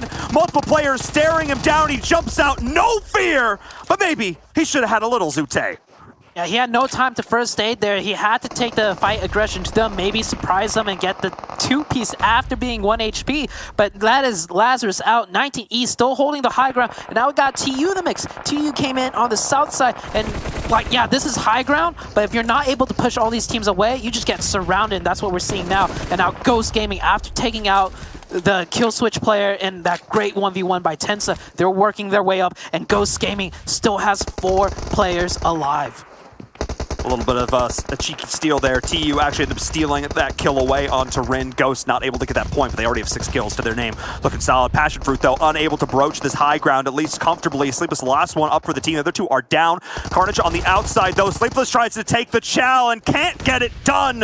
Xenox is like, why are you trying to challenge me here? This is my ground to hold, as 19 Esports looking to be in a pretty good spot. Carnage does end up getting picked up, though. The Unnamed across on this other little plateau, able to continue to put shots down. And in the gully, in the valley, Ghost Gaming is here. Bayo jumping in and around the vehicle, dodging the shots from Ran. Absolutely massive behind the care package. The vehicle explosion is there, meaning that Bayo has a pretty decent spot to try and hold, but the rest of the team is out on an island. 19 Esports on the high ground continue to lay down the fire as the smoke grenades is going to come down to how well they'll be able to leverage those if they have any hope of pushing in. This is one of the most dynamic ending circles I have ever seen. We have high ground, we have low ground, we still have some compounds in, we have crossfires every which way. Ghost getting peppered up by Nova, and then they have 19E on top of them and TU facing towards them. It is not looking too good, but the circle shift, it goes dead center. Nobody has zone. Ghost Gaming, they just need to ride this one out a little bit, and everyone is just going to push more and more center, and it's going to create one of the craziest endings I will ever witness on the Miramar map. Absolutely wild. Every possible type of terrain, you called it, Zute, it's all in play here as Zifon is just continuing to put the shots through. Ghost, there's nowhere to go. They've got a couple of trees. Maybe there's a broken... You had something? I don't know. There's a vehicle back there. Yeah, they've got a truck. All right. Still not ideal because they can get shot in the ankle underneath it. HH24 identifies, I've just got to try and send it in. I've just got to try and go the final last stand. As he's trying to make his way into the next circle, as Nova is going to go down, though, with a similar idea. 19 Esports still looking to be in a great position. Ghost does finally go down. His Acer is able to pick up that kill. But look at this final circle situation. It's whoever goes first is dying one after another. As Fameboys has one of these few positions inside the circle, but they're all going down one after the other. 19 Esports is falling as well. And it just comes down to Nova Esports and the Unnamed. The Unnamed who have been able to work their way through this gully somehow, facing up against Nova Esports, and Skies is going down. It's a 1v4. It's just over. And it's just, I think, yeah, the last player denied themselves the kill point. I think he just was like, I'm going to take this one out into the blue. And the Unnamed, a really quiet explosive ending chicken dinner. We did not mention their name up until the end game at all, and then they just got that chicken dinner, and that end game was one of the that circle I have not seen. Maybe I've seen once in my entire competitive career, and we saw the chaos that it caused. 19E, Ghost Gaming. It looks like everything was just all over the place, and I can't blame them. The terrain was just so dynamic. It was just so many factors to put in, and Ghost Gaming, they made it top 5 again, but they still cannot get that chicken dinner. Struggling, but still.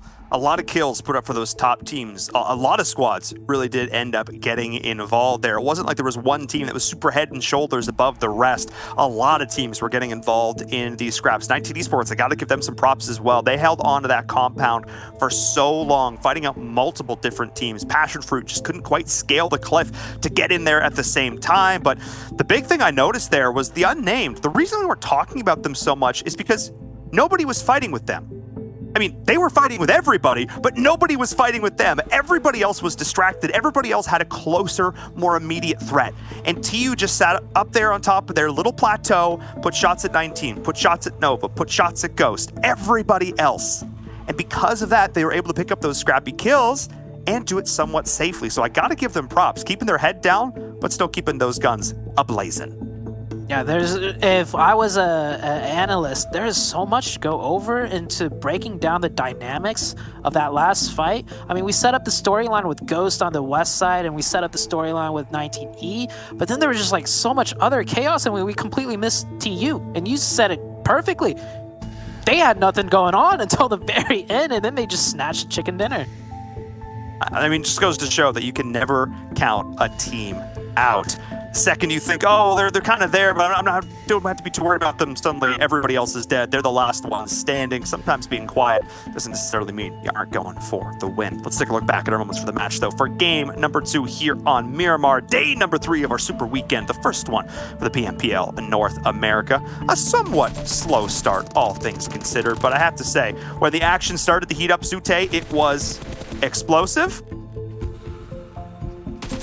Yeah, it was explosive. It was like watching these highlights back. Yeah, we had a lot of isolated 4v4s, and this one that we're watching came into a third party from Pro Era, and I'm surprised so many teams died early on watching this back, and it still was such a crazy ending. It felt like the ending circle was full of players, but we actually had quite a few teams die out super early in these scrappy fights, so I'm just now realizing what a chaotic that game, what a chaotic game that really was. It truly was. I think the biggest difference was the way that final circle ended up materializing was that everybody was able to pretty much shoot at everybody. So everybody was in a position to get involved in the fights. And these fights, again, they really didn't stop. Again, teams were back and forth. Lots of, like you said, pure 4v4 engages that really set up teams to really showcase their team cohesion, their skill, their communication. A lot of great opportunities. This game was an awesome sort of microcosm of all the different skills you need to succeed in PUBG Mobile Esports. Yeah, and I like that point you made at the end. Everybody was able to shoot at everybody. That's probably why it felt like there were so many players alive, because we would keep switching spectator back and forth. This team shooting at this team shooting at that team, but they're also shooting at this team. And that was such a lovely game-ending Miramar for the viewers to watch. But I'll be honest with you, as a caster, oh boy, I was not able to keep up with the action towards the end. Neither was I. But you know what? The players were able to keep up. The players were able, well, some were, let's say, a little bit better than others. And Fate almost making a big play there happen for the rest of his squad. But it's this final circle, this area that we were talking about that really just made it so difficult. There's that valley down the middle, the 2 plateaus on either side, and it just allowed for this absolutely chaotic series of plays. Sleepless was able to push up, find a couple of members in 19 Esports, but the Unnamed, the ever-present third party, constantly able to put shots in. And Acer, that was how Bayo died? Oh my goodness, the lob! And then Gifon as well. This is it. Everybody's just trading back and forth. Nobody's ever safe. Everybody's getting involved. This is why that final circle was absolutely wild. I love how we're watching the highlights back, and literally the last 7 clips, you may as well not have clipped it at all because all these plays happen literally within seconds of one another. It's crazy to see watching it back once again. I am, again, that game was just such a pure example of how organized and how chaotic PUBG Mobile could be. We saw fantastic, well-executed, well-set up 4v4 compound breaches, multiple of them over the course of that game. We saw retakes with third parties. We saw awesome solo scouts setting up additional pushes and plays. But then we also saw scrappy, long-range skirmish fights in like 400-meter headshots with bolt actions. And then we also saw what happens at the end of the game when every bit of communication falls apart and all it comes down to is who can hit their shots and who can line it up together and who can play that person who's at your side, you know, your battle buddy, whatever term you want to use for it, who can line up just that little bit better and get it done. And in the end, it was the Unnamed putting up a chicken dinner here on the last day of our Super Weekend. But a lot of those other squads, we had some questions. Xset able to get a bunch of kills, still make their way in pretty far. Nova not losing any players early and showing what happens when their strategy is allowed to get to the late game, coming in second place. So still a few questions for me, Zute, but I think at least in this game, I have a few answers. Yeah, and we still got 3 more games to go to figure out the rest of the answers, right? One big one, is Ghost Gaming going to get a chicken dinner this Super Weekend? They got 3 games left. Maybe they might not even care about it because they are top 5 every single game, and that is putting them up on the leaderboards. I mean, the consistency, it doesn't get any better than that. Well, maybe it just might. Like you said, Zute, we still have 3 games in store. That's it for us on the weekend. Hot Jukes and Mustache Dave are coming back in because we got Sandhawk up next. They all rumble in the jungle. Ready to do a short break. When we come back, our analysts are going to try and make some sense of the end of that game number 2. We'll have game number 3 in store.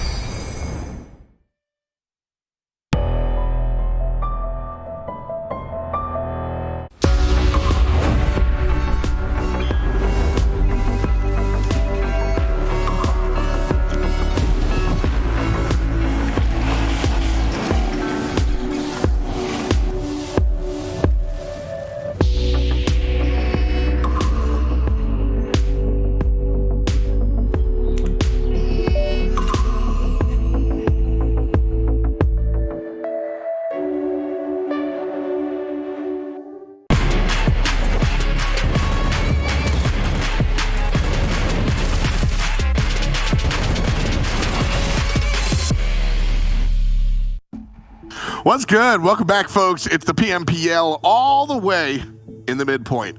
We've been pushing through our Super Weekend, bringing things to a close, and everybody has been wide open for some action. I'm your host, F. Dot, and I've got my 2 homies here to help me break things down, and trust me, we are going to dive deep on this one, because this one, well, simply put, there's a lot to dive into. Seven and Glitter, thank you for joining me as always. And Glitter, I'm going to ask you, because there were a lot of fun moments, just an easy one. What was your favorite part of this last map? Okay, I'm not going to give anything away, but I think my favorite part might actually be a little bit of a clip that we have to show you guys later, because there was so much aggression this time around, and man, all of the teams put on a show. It was good. Yeah, the Unnamed show up and wind up taking it, and this is very simply a blink if you miss it type situation. I mean literally, because I blinked and missed it. I had to go back and watch the replay, but at the end of the day, the Unnamed make it towards the end. They look fantastic. Their opponents wind up falling on the sword to deny, but it was still all good for the Unnamed. They get 7 kills themselves, looking pretty lucky as they push themselves up into that 1500 damage range. Real big stuff here. Yeah, with the Unnamed, the Fame Boys, the engagement that he was having there with 19 Esports, even though 19 Esports did have the high ground, but they were kind of being pushed there from the zone. I love to see that Fame Boys was able to kind of win that engagement, get some extra points there for his team as well. And then the pressure that they started putting on Nova there, and going to Nova a little bit too, we're starting to see more and more out of teams do this. They just kind of decide to sacrifice themselves at the end. I know it's not the best thing to watch for viewers at home, but it is good to see that a lot of NA teams now are starting to put strategy into it. We saw this maybe once or twice for a whole tournament, and to see it more than twice, I think, here so far this Super Weekend, I love to see that. I mean, it's a poker fold, right? Like, if you think you have the play, then go ahead and rush them and take them down. But if you don't, you're just giving them points. So, listen, I've got no beef with that sort of gameplay. Nova does that, denies Unnamed, still sitting pretty there at number 2. Not just in placement, but also overall for match number 2 as they take home 6 kills. 19... very different from map number 1. That's what I'm going to say, and I'm glad to see it. But I'm always, Glitter, going to point out Ghost is always hanging. They are always around. You just can't get rid of them. And we were kind of talking about that. We were watching the game too. Ghost has done a really good job of being really aggressive and not even needing the win. Obviously, you know, we talked about it yesterday. We want them to get the win, but they're flying under their radar and they're just keeping themselves in a very strong position. We do need to shout out PassionFruit Esports. Yes. We called them out saying they have a really strong game and they tend to fall off. They did not fall off this time. This was a much better game for them. So massive ups to PassionFruit. And then we'll take a look here at the bottom half for our match here. We've got Lazarus in 9th place. They definitely had a little bit of a rough time here in this match. Then Knights, HQA, Mezexis, Syndicate, the Hitless, Level X, and the Panthers. Level X down there at the bottom after they had a really strong first game 7. It happens, okay? It happens. Same with the Panthers, maybe just a little bit of a slowdown there. With HQA, we saw them get 3 kill points, but not necessarily some placement points. You'll see why in a bit. Yeah, you guys are alluding to this clip that we have for our deep dive here, and I love it because aggression has been kind of the motif, our conversation, not just in Super Weekend, but even in league play. But at the same time, you've got to be calculated with your aggression. So a little bit of full send, but a little bit of hang back, and our analysts have a fantastic clip to break down about it. And with this one, you gotta have fun with it. Now, we saw HQA for the longest time, Glitter. They were just kind of engaging here with the hit list. We were trying to decide, are they gonna take that step? And guess what? 2 of them got in a vehicle and they went for it. They decided to push on 3 players here of the hit list. If you're wondering what the other players from the hit list is going to be, he's actually going to be in this building right here. You'll see him come into play in a little bit. Now, as we move forward, the best thing that could have happened here is that the players from HQA Cross was able to knock down Flash there at the top, being able to allow them to move, which was just so huge to see that here. Now, with this push right here, I personally would prefer if they would have done a 3-1, with just leaving 1 player in HQA behind to try to get that top player from the top, and also to prevent somebody from jumping up the building and trying to maybe surprise some of the players on the first floor. Trickster played this so well, and I love to kind of see. I wanted to give props here to Trickster because he is going to be able to get 1 knock by being able to hide there, just being patient. And he almost, if he would have just had a little bit more heals, you know, he would have maybe gotten that 2nd knock there. He does get knocked. Something that I do question is why Jet G just took so long. He never really moved out of there. And I want you to see something in the background as well. Look at this. Fishy. Look at that. More people from Era are gonna be moving along. They're kind of, we always talk about being able to take advantage of what's going on, and guess what? They were waiting for it. They heard the gunfights, and you see Moso now already start to push in. We do see the engagement here between HQA. They are able to knock down Flash right there, and then with Rich here, he gets knocks as well. Something that I enjoy here out of HQA, before they even try to go pick up their teammates, I know sometimes this is kind of frowned upon, but hey, HQA needs the points, and they're able to just kind of thirst those kills, because I'm so happy they did this. Because as soon as they did that, you just see Era full send it here to the first compound where Jet G is gonna be. Full send it did they do, Glitter.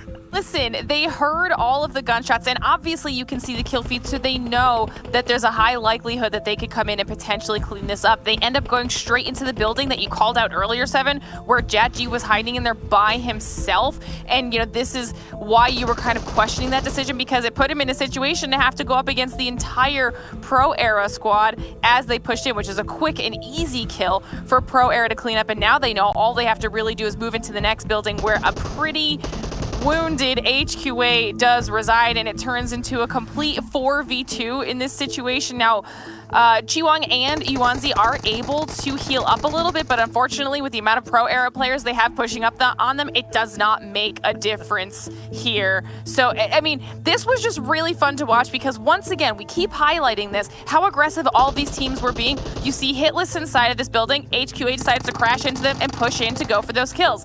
Pro Era hears the fights, so they decide they're going to crash in on the building and then go for those follow-up kills.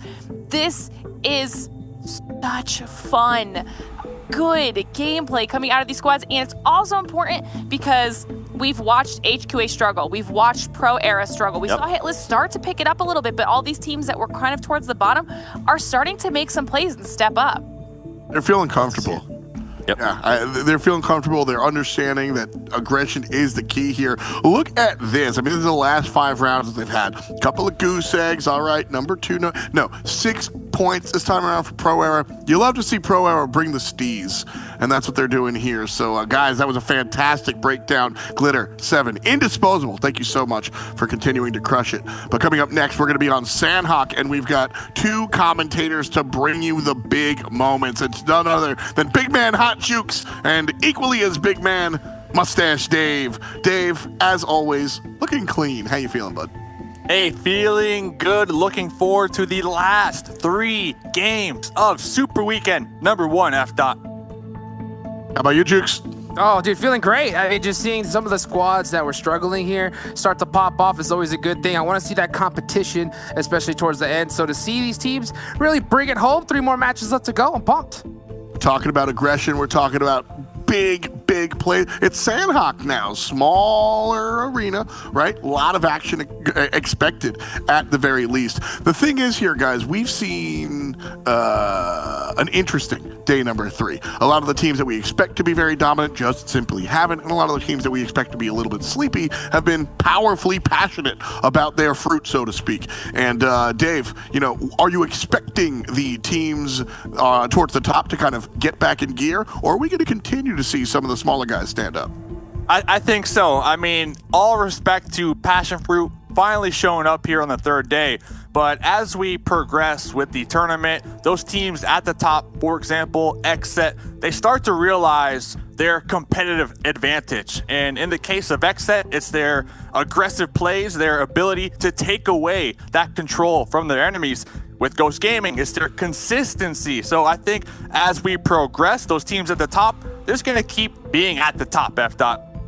That's the stuff that I've been kind of watching out for, and map number 3 just might be it. Jukes, I'm going to let you guys take the game in just a moment, but I want to leave you with one last thing to chew on. Dave mentioned Ghost Gaming, one of the more consistent teams, but the inconsistent squads have been the ones that have been asking for our eyes. Teams like Lazarus, teams like 19, and these are the squads that I think need to shift into the proper gear and find their victory. Jukes, let us know how you're feeling about it as we jump into Sandhawk, map number 3 on the way.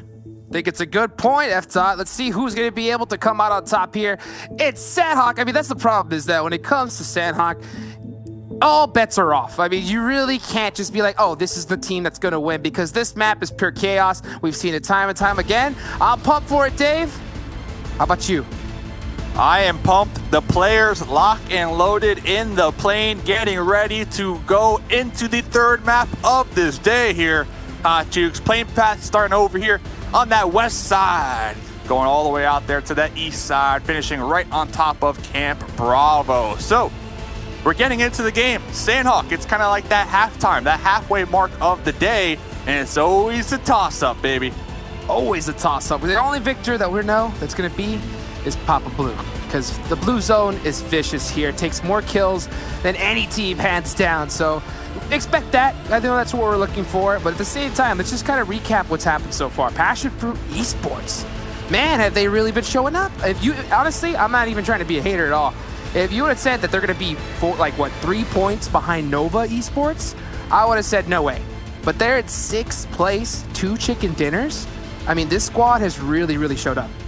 They're showing up. They're going to have a great start to this game as well, all the way up there to the North Tap Mock. And I think when we look back at PassionFruit, at least day 1, day 2, they're always getting those placement points, right? They always somehow had a solo in that late game to acquire those placement points. But now what they're doing is they're trying to keep all 4 up alive towards that late game and not just be passive anymore. They're trying to poke their heads out from their cover and get some kills. And I believe that's kind of where we start to see the shift from PassionFruit, is that now they're getting a little more comfortable in the lobby and they are starting to show it with their aggression. Yeah, it's good to see the Unnamed show up as well in the last game because, what was it, last PMPL, the Unnamed, we didn't talk about them at all. And then they just snuck in and then was able to steal a spot into the next big tournament. So to see them finally start popping off, I think is really, really hype. I know they're in 8th place, middle of the pack, but you never know. There's still a lot of Super Weekend matches left to be played, and this thing could turn around at any moment. Yeah, the Unnamed, a couple players, Fanboys, Rand, Bucky, some players who have been just grinding in the scene for some time now. And hey, all that hard work finally starting to pay off as, like you said, they are starting to climb up slowly but surely on that overall leaderboard. And it's very important. It's important because Super Weekends, these points that you acquire here get added up to the total leaderboard. And at the end of this, at the end of the 3 weeks, you need to find yourself up there in that top 16 to be in that lobby, to compete, to be top 5, to move on to that next round. So all these points, man, they matter so much. So huge. Every single one, especially towards the end here, is going to be critical. And honestly, I think you have to go into this thinking that you're going to make it into every Super Weekend. Missing a Super Weekend at this point is just too critical. I can only imagine, of course, with the teams that are going to have to play this next league play that sat out, like Enigma Fan Club, how they're going to be able to react to this. At the same time, the squads that are on the bottom, I'm looking at HQA, Pro Era, Level X, the Pittsburgh Knights. They really need to start popping off here in match number 3. Yeah, I think more or less, we're looking at EFC, the teams that didn't play the first Super Weekend. I feel like they just need to make sure to qualify for Super Weekend number 2. I feel like the main pressure is on those teams that finished today at the bottom, HQA, Pro Era, Level X. And the reason I say that is because they played 15 games and they're going to be at the bottom compared to a team who didn't play, who have the option of maybe even overtaking them next week. So honestly, those teams dead last, they need to pull it together, man. 3 more games to go. They need to make sure to take advantage of this opportunity that they have in Super Weekend number 1. Yes, sir. You can start to see the hit list. The Pittsburgh Knights starting to rotate, trying to be able to find some loot early on. Jack G, look at this. In that beautiful track, just moving all the way around the field. Love to see that. And everybody's just trying to get set up. Luckily, we haven't seen too many people drop close together. So we're definitely starting to see these teams recognize each other's positions, respect each other, and just try to get ready for the late game. Good old-fashioned tuck-tuck. The tuck-tuck, that thing is a beast. Let me tell you, it's a beast. Nothing else to add to that. It's a beast. All right, leave it there. Yeah. It feels like a beast when you're driving it. I mean, dang, that thing's in almost second gear the whole time, At the same time, it's really kind of, you don't really see too many players use vehicles inside of Sandhawk because it's just too close together. Like, you have to assume that there's a player on every single hill and play so carefully. Otherwise, you're really just going to get caught out slipping. I mean, there's so many people just playing snakes in the grass and playing really quiet. Man, Sandhawk is just so deadly. And the thing is with vehicles, the tuk-tuk, it is so loud, right? I mean, just to kind of add on to your point, it is so loud. And if the enemies start to spray you down, that thing is slow as well. It is. I mean, you could possibly run quicker than that tuk-tuk max speed. So that's why we tend to see a lot of players just kind of avoid certain vehicles and talk about trying to avoid something. Poppy opening up this game with first blood. Here we go. Nice shots back and forth. See Poppy going to go ahead and run on back to cover. Going to hold this hill. At the same time, they do have the hit list on the other side. So he heard those shots. I'm not sure if he's really aware that this is 2 separate teams. That's going to be tough for both of these squads. try to make some plays. Yeah, just they're trying to figure out the situation because there's just so many shots coming from different directions. Definitely a situation that they need to figure out quickly because HQA down there in the south, they're probably going to be looking at this area to rotate in through very shortly. So the hit list currently trying to regroup as the duo from the Panthers making the pull-up. Here they go. They're going to start getting moving now. You can see JackG laying down, playing this really silent, not trying to give away his position. But you know, the Panthers, they know that they're there. So you can see them just getting prepared for this. There goes some nades out, trying to be able to catch somebody slipping. Playing this really carefully. And you got to remember, the Panthers, they could think that this is a 3-man they're going up against. I don't think they really are 100% sure that this is an entirely new squad. So that could definitely affect how they want to play this fight. All I know is I hyped them up today. I was the conductor of the hype train, and they actually performed quite well. I believe finishing yesterday 8th place, but looking at their performance here today, they've been slipping down a little bit on that overall leaderboard. So this is an important fight for both of these squads, actually, to build that confidence in JackG in the grass Tommy gun. Snake play, the patience, playing this so quietly, not wanting to give away his position just yet, waiting for them to slip up. Look how grouped up they are. Does he have a nade? Oh, he sees them all lined up. Finally, there goes the shots. Gonna give away his position now.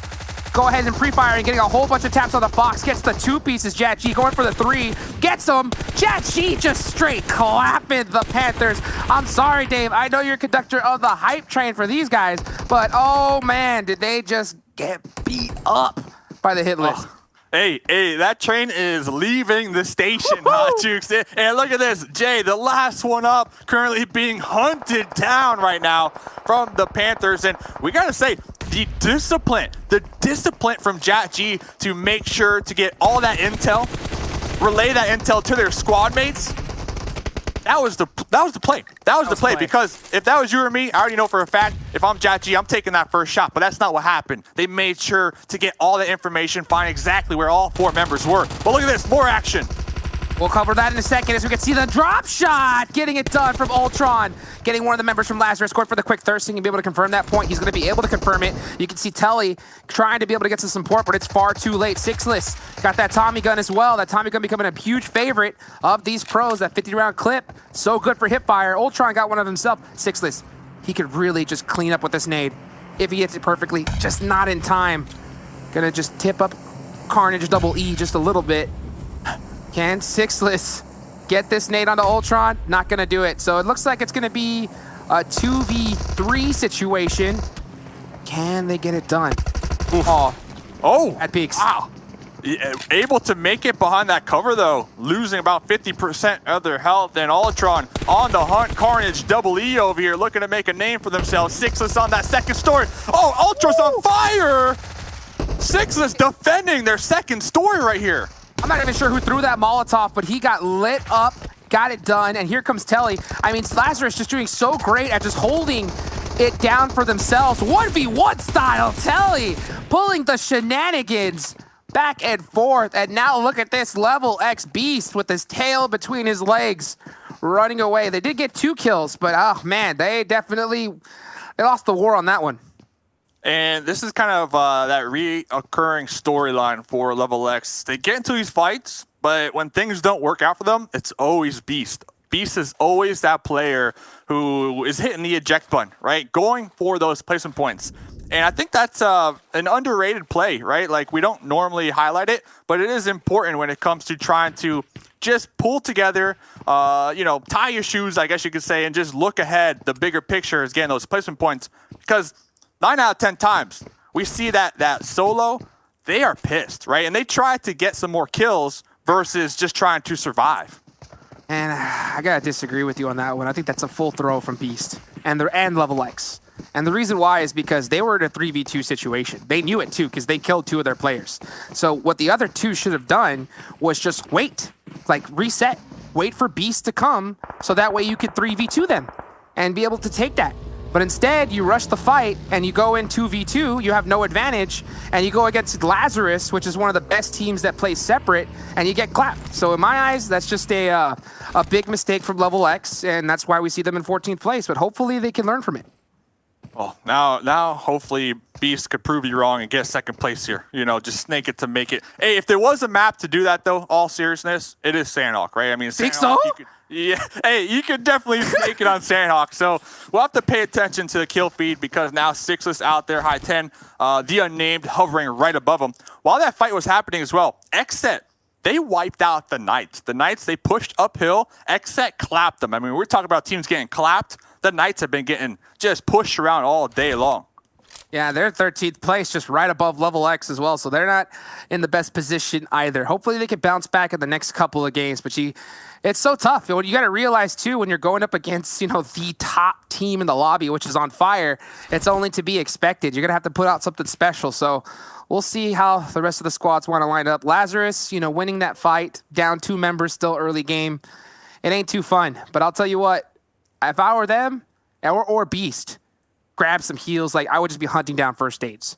Get that med kit going, and just let Papa Blue do the wiping for you. Hey, Papa Blue is good at wiping as well. And all this action, all these teams getting clapped on the edge the whole time. Ghost Gaming in Paradise Resort. Literally paradise. They're sitting back, their feet kicked up, and they're just letting everybody, kind of take care of each other. And it's so smart because, you know what? They're going to show up mid to late game, 4 members, fully geared out, strong as ever. So we'll have to pay attention to Ghost Gaming. Oh, and fully geared out is an understatement. I mean, Paradise Resort is jam-packed with loot, and it's so central. You can see this next zone. They've just been big chillin', boot camp as well, and that's the advantage of being one of the top teams in the lobby. When you're one of the top squads and you claim the spot as your own, you're going to have a really big advantage going into this map in particular. So Ghost, 19E, chilling for now. Next circle locks right on to Ghost Gaming. So I don't really expect them to move a muscle just yet. Yeah, they're not going to have to move. We might have some teams, the hit list, JCR, they might fight over there on that east side, and then the unnamed Mezexis over here on that west side. Trickster. Oh no, whipping some shots, but able to save the day on that last one. Ooh, that was scary. Got a little too jumpy there. Was able to get the confirm, so that's really good for him. He's separated from the rest of his team in a really odd spot. Not sure why he's holding this down. Usually when you see teams hold 3-1, it's usually the one that's scouting. He's off to the really far right side by himself. G3 is going to just go away from this completely and just hide it out, which I can't blame him for. But yeah, Trickster just trying to get that intel for the rest of his team from this position. Don't count Trickster out because Trickster might be solo here, but definitely embracing the power of a thick mustache as well. So just throwing that out there. I see it. Hey, it's a good looking one. JCR though, down to a duo. This is a team that they've had at least 4 opportunities to get a chicken dinner. And I had to talk to SOFM, and they told me straight up, Dave, it's the pressure. The pressure has been getting to them. And talking about the pressure, do you even drop shot, bro? That's what Joey's telling Steve-O. Oh, what? Oh, Steve-O's going to have to visit the podiatrist after that because his ankles are gone. I mean, Joey just pulling out that play, holding it down, and you can see him hit the eject button, trying to be able to get some more angles. He does get a nade onto Juancho a little bit. Juancho's going to try to give him one in return. Can he hit this? It's going to be a little bit tough because that's a hard one to throw. Yeah, going to be a little bit too far off. And Joey is just trying to get to the rest of his team. Get the kill, move away. Great play from Pro Era. This is going to be up here in the north. PassionFruit on the edge. Pro Era going to be contracting back on top of one another. Get the 1 point, get the 1 kill, confirm it, pull back. No reason to overextend in this situation, especially when the zone is starting to close in. You just never know who is going to be on that other side of the hill trying to third party it. So very smart play, heads up play from Pro Era. I appreciate it. Yeah, I like the fact that Joey ejected. The only thing I don't like about Pro Era right now is if you see their split, they're not in a position to cover each other. I'm not sure what's going on, but I see Moso just chilling in the building and holding that down. So, I don't mind split play so much, but you got to make sure that you're in an area to where you can help your team at all times. Otherwise, Joey, in that position, he was a solo. If he gets knocked, he's thirsted 100%. So I think that that's a little bit of a slip up and something that I want to see Pro Era tighten up on. Joey's drop shot, though. Joey's drop shot, though. That's clean. That's a Twitter clip right there. That's a Twitter clip. So, Mezexis on the edge of the zone. Ralph, the first trade on the fanboys. Ralphino using Papa Bluetooth's advantage as the Unnamed are trying to creep in, so they are going to get gate kept. I like the fact that he realized, hey man, why am I standing wide in the open? Let me at least get behind this rock. Great heads up play from Mezexis right there. And now it's just, you know, collect these points. At the same time, you have to make the decision. When do you want to go to this next circle? And you know who else is thinking that? Sixless, still in high 10, healing up over there. I'm rubbing my eyes to see if I'm seeing this correctly. Yeah, Sixless is in high 10, and Telly is trying to rotate down to the south in Pinam. So we'll have to pay attention to that. But Mezexis setting up a great gatekeep right here. Spraying down Ran. So close, so close. Yeah, it looks like they're deciding to prioritize points, and ooh, those shots just not able to hit it just yet. Switches to the Uzi, then say, you know what? I think I better get back to that 3 times. Though, at the same time, I mean, kill points are just so valuable. I can't say I blame him for going for these kills. Ooh, let's see. Jason in the blue. 3 members of PassionFruit right above him. 1 grenade could do the trick. Ooh, ton of squads coming through there. You can see Salt, he's got that ghillie, so he's able to hit a crate, and they're going to send it with a vehicle. Full send in. No scouting, nothing. They are just risking it for the biscuit here. And you can see Rage almost catching one of them out. Oh, he's got the angles. Can he hit the shots, though? Does get 1, does get 2. And now it's just Salt up left. And this is the risk of just driving in like that. Yeah, this is Sandhawk. There's a lot of water, but that is 1 dry biscuit as well. Salt has the M249, the squad wiper. Could clap back, but it's a 1v4. Yeah, I don't like to see those kind of just super risky plays here. I'd rather see Salt make a 6x M249 too. Yeah, he has the hill, so he's got that advantage. Rage is throwing a nade right up on that rock. Is he gonna hit him? Tips him up a little bit. You can see Salt. Oh, here comes the blue on top of everything. Gonna have to hit that first aid really fast. Looks like Revenge got tapped up from Bucky from the outside. So now it's just, I believe, Batman and Rage up for them. Salt still holding it down for PassionFruit. Yeah, Mezexis getting tapped from behind, backstab from the Unnamed, who are just casually trying to make their way into the next zone. Going to be peeking over here, seeing a fight, looking to acquire some points, offset the risk associated with the blue zone.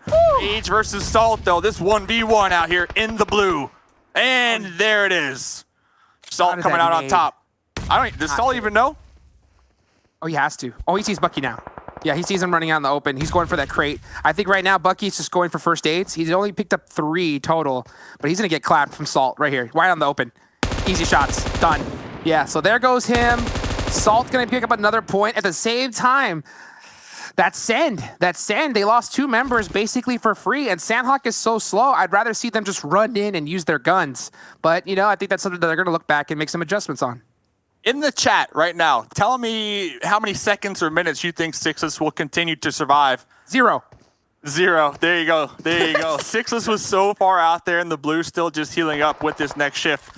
That Papa Blue definitely getting the last laugh. So, Ghost Gaming, still no chicken dinner here in this super weekend, but consistent, very consistent. This might be their game.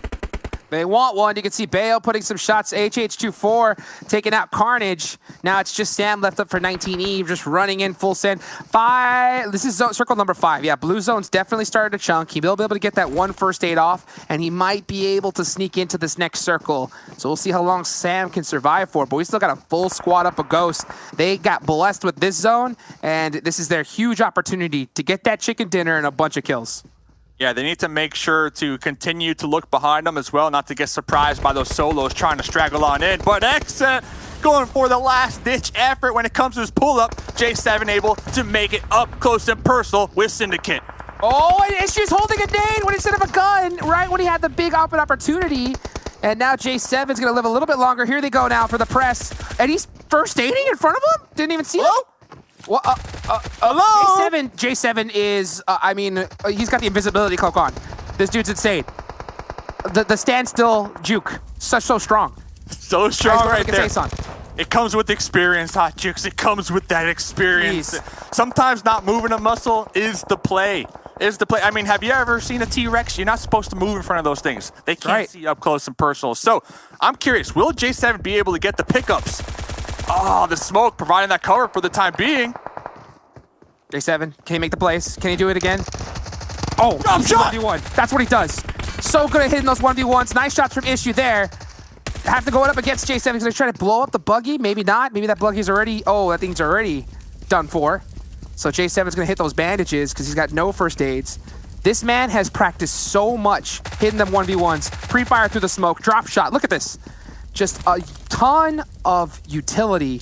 Using everything he can. Finds a helmet. He needed that. Can he just continue this fight? Issue runs out though and he gets caught. Laid down. No way. Oh, and he gets saved. Third party. He gets saved by Flash. So lucky. J7, what are you made of? Still alive. Still alive. And not only that, Ghost Gaming up there on the high ground going to be peeking over their hill as well, looking right on top of this. Syndicate, they are just getting picked apart from all the angles. They got a little too thirsty. The tunnel vision just too strong. J7 might actually come out on top of this fight. And he's safe, and he's totally safe. So we'll get back to that right now as Ghost Gaming just continuing their dominance here. Going up against Pro Era, here comes Fishy. Laying down, trying to get inside of the circle because this one just hurts way too much. Doesn't want to be stuck in the blue. Yeah, Fishy just running straight in. Gonna hit that lay down. Gonna have an angle on Ghost. Oh, Trickster, the hit list, man, staying true to their name. They're literally just third-partying everybody and just getting a whole bunch of kills. 8 already. So good for them, and they get the next circle shift. They have the hard cover, they have the angles. All they need to do is make sure not to overextend, and they should be looking at the ability to acquire some more points underneath their belt when it comes to those kills. Oh, and they got the next circle as well as it pushes up to them. You can see Tensa just trying to running up. Ghost Gaming eliminated. They're done. Wow. 4 teams remaining. J7 from Exit still alive. I don't know about that one. Ghost, oh, they had such a great position. And the hit list just not letting him do anything. Memories from Nova. Still alive. Placement, dude. I mean, come on, Nova. Esports.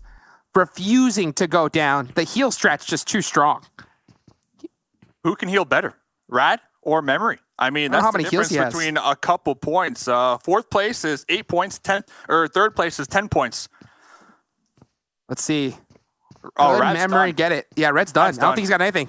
And Memory, I mean, he must have found a whole bunch. So look at that. Nova, regardless of the situation, top 3 placement points. I mean, these guys have hardly any kills, but they are crushing it. There goes J7. He got second place.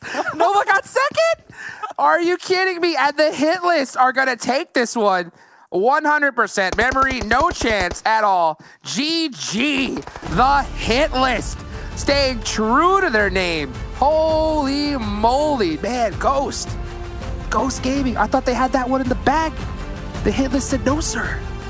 No, sir. So this is what I saw, all right? Ghost Gaming, if that circle would have shifted on top of that hill, in the bag, right? In the bag. But instead, the hit list, they yoinked that compound from Syndicate where they were trying to take out J7. It was honestly at one point, Syndicate, 4 alive versus J7, the solo, the drop shot king god out here, and it just got all their attention. And that's when the hit list just said, all right, we're gonna sneak right in here, and they got that hard cover, and that hard cover in that last shift paying off big time. Yeah, it sure did. At the same time, I think Ghost may have pressed a little bit too early because they had rocks. It's not like they were running out in the open. They had some smokes down. I think they just got a little bit too eager, like understanding their position, and they just got caught by the hit list. But man, that highlight from J7 was ridiculous. I mean, the juke of him just like putting the needle in his arm, he just looked at him and he said, hey, I'm healing here. You know, don't shoot me. And he did it and somehow survived in the most clutch way possible. That was ridiculous. But the hit lists are going to be the team that walk away with that $1,000. But regardless, Sandhawk, man, the shenanigans, I love it. I love it so much. J7 is like, I'm healing here. I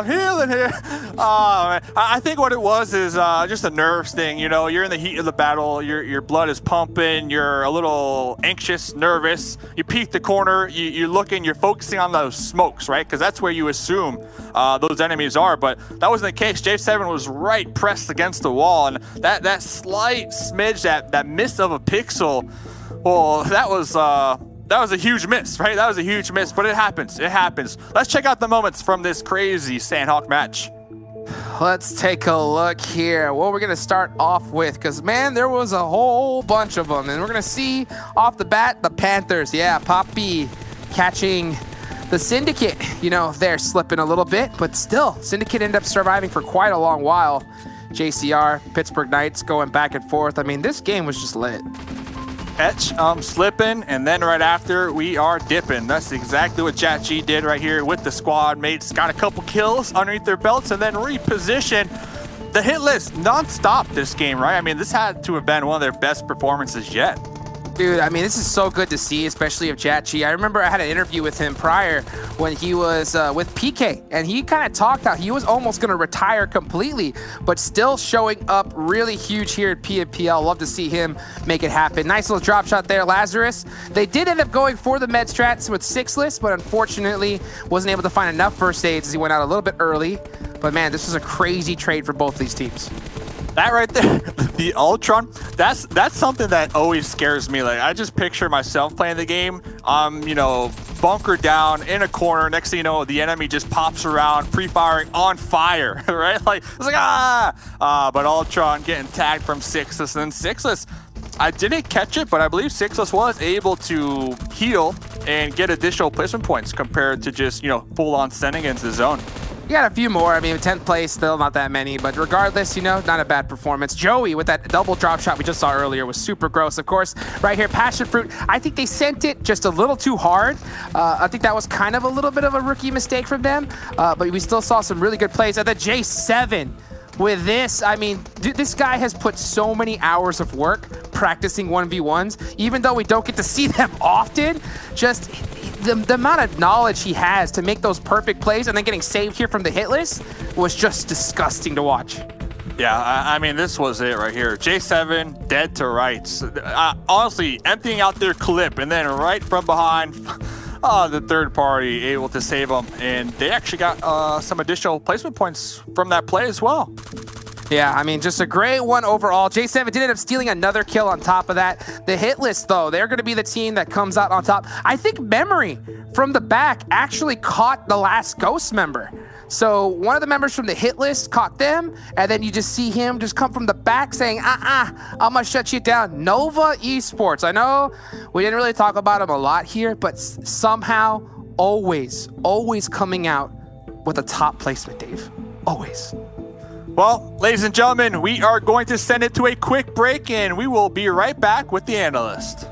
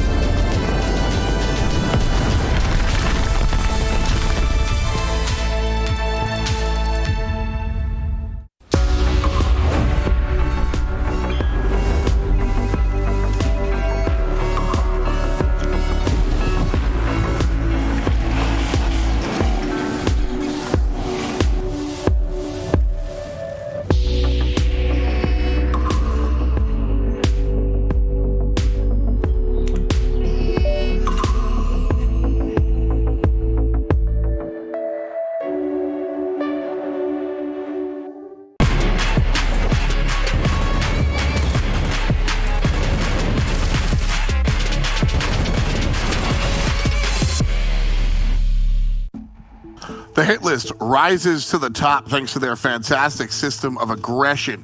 And thanks to OnePlus's fantastic system, Oxygen OS 11, you guys can at home grab your OnePlus 9 and be just as efficient as our top teams here in the PMPL. North America has been on fire throughout Super Weekend #1. And looking at all these squads jockeying for position, turning up and doing what they do has been an absolute blast. One more time, my analysts, a 7 and Glitter Explosion. The hit list is the squad that winds up rising to the top of the crop. Fantastic stuff. And when it comes down to it, aggression has been the main jam that we've been talking about because the players keep bringing it, and the hit list absolutely no exception. Glitter, when I look at this team, they almost hit that 2K mark, but they take home the gold. Listen, the hit list has completely turned it on for today. I mean, they had a top 3 finish on our first Erangel map of the day, right? And now we finally get a win. And for hit list, this is the first win we're going to be seeing them get in a Super Weekend yet. They've kind of been in that 3rd place position, but that's the best they've managed to do until today. This was such a strong performance. Like you said, they're almost at the 2K damage mark. I mean, what? 7, is this because we call people out? Is this our doing? Like, this is fantastic for them. It's a good curse. I've been saying it all day. It kind of happened a little bit too during league play. We're bringing it back, baby. It's the good curse from the desk. I'm sure the players that are winning feel that way. The hitless feel that way as they find themselves up on top here. Some strong teams that we've seen do really well have picked it up. Xset kind of puts their previous losses behind them and finds themselves rising up on the map rankings as far as this one is concerned. And some of the other teams that kind of put up earlier have kind of quieted back on down. So it seems, guys, and I lean on that word seems very heavily, that things have returned a little bit to normal. I hesitate that because I don't really know what normal is anymore. But Xset, Ghost Gaming, Nova, these are the teams that we generally expect to see on the top side, generally expect to see on this front page 7. And so we're sort of settling.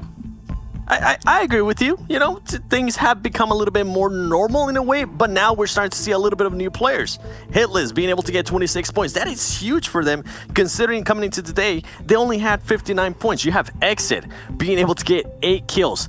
J7 popping up, becoming an absolute ghost, becoming John Cena there at the end with 5 kills. I thought that was wonderful. Ghost Gaming continue to prove that they have fragging power. They're still with that elusive win that I'm hoping is going to come maybe in the next one in Miramar. Nova Esports being able to get 12 total placement points, Glitter, and I know you're happy about this one because that was just beautiful out of them.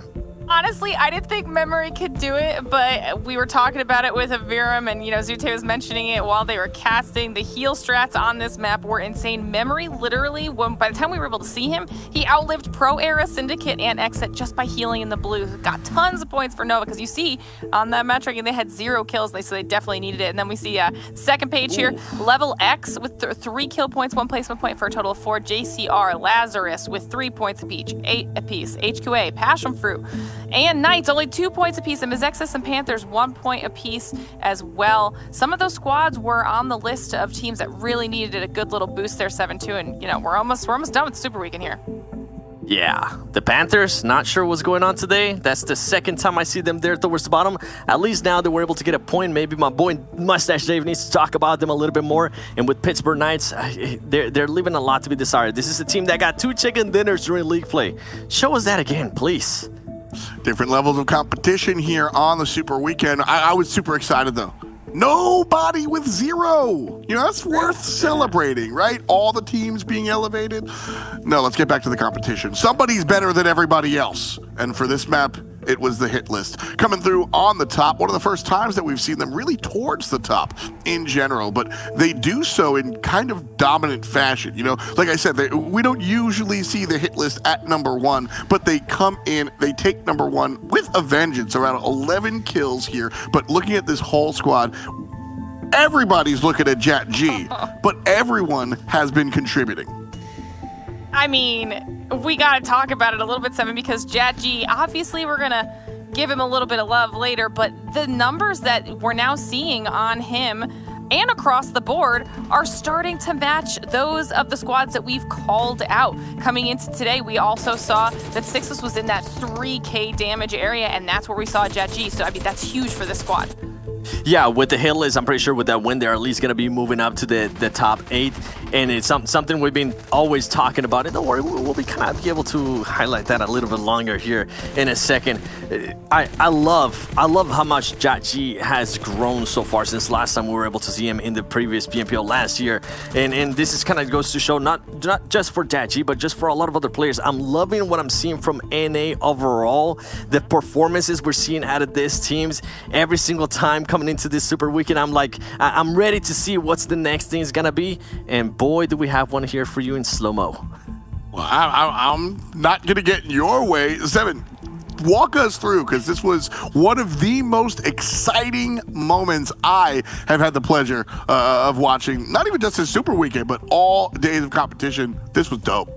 When we tell people to take chances, this is exactly what we mean. When we tell people to just, trust in your gun skill. this is exactly what we talking about. Look at the Panthers right there. Obviously, the Panthers definitely got caught by surprise by my boy, the Snake, Jaggy here in Sandhawk. He waits for the right moment, and this is something that I love. Going back to yesterday when we saw with Level X, we saw a player kind of almost in a similar position as this. They just didn't take the initiative to go for it. I love that he realizes that that player from the Panthers currently has a grenade, and he decides to just knock him down. As soon as he does that, he's gonna switch it back to the other way, make sure he knocks one down. And what actually plays in his favor is that the other player for the Panthers has no idea where he's currently at, just due to the level difference right there. He's definitely in a higher position, and it works wonder for him. He decides to get up. He knows this is his moment. He knocks him down. And something that I love even more here, Glitter, is that his team allows him to get those finishes there on those players.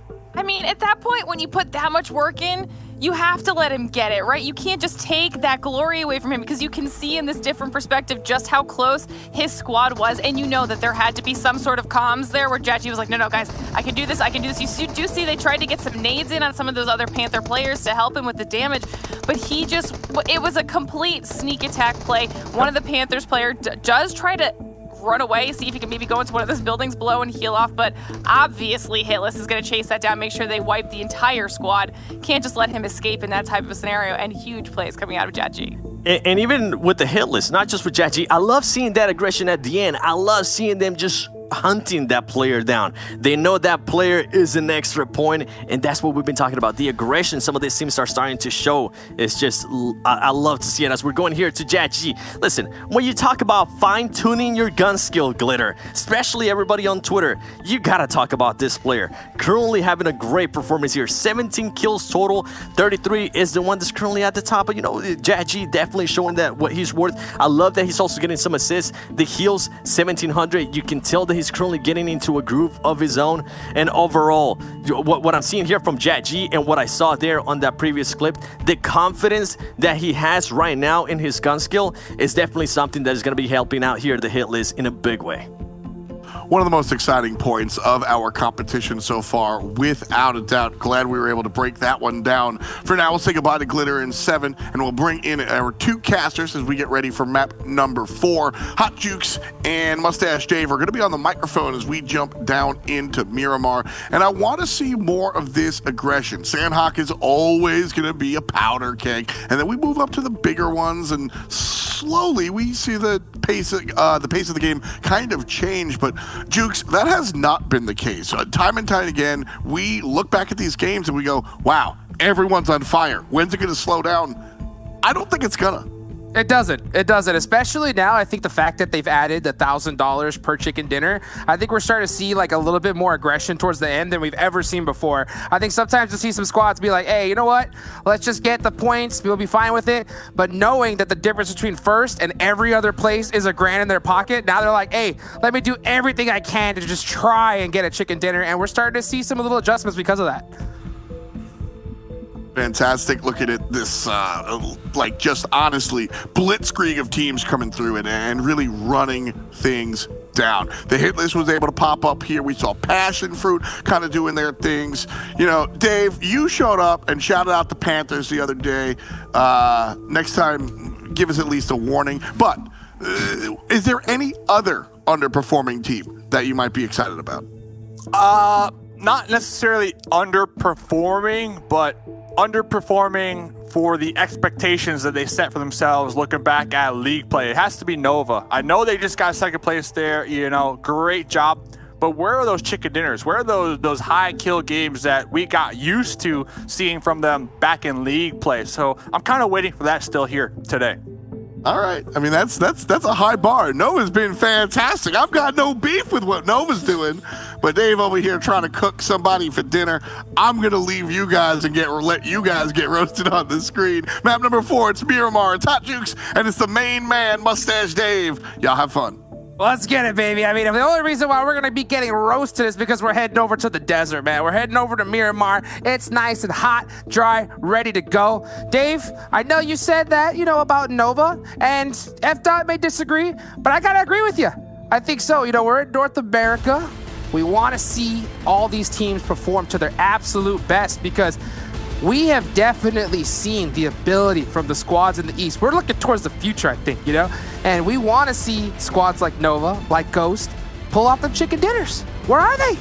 Where are they? Yeah. I mean, listen.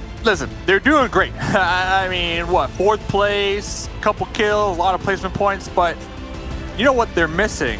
No chicken dinners, all right? League play, they were just stomping on everybody. I honestly thought like Nova Esports, they were that next big thing, that next big squad that is going to carry NA on their back. But I don't know, without the chicken dinners, I can't confidently say that. I mean, let's be real. PassionFruit Esports has made $2,000 more than Ghost Gaming and Nova Esports here, just because of those chicken dinners alone. There's value to it, and if we want to see squads like really, you know, reach that higher echelon, you know, seeing NA really show up on the map, on the global stage, we got to see them. We got to see them, and there's already been quite a few matches, and I ain't gonna lie, the last game, that was Ghost's big opportunity to win it. I thought that they had it. I just think that they just made some slight mistakes. Memory, I think, was a big aspect of spoiling that for them. At the same regard, though, I mean, they gotta be able to close it down. Gotta clutch it.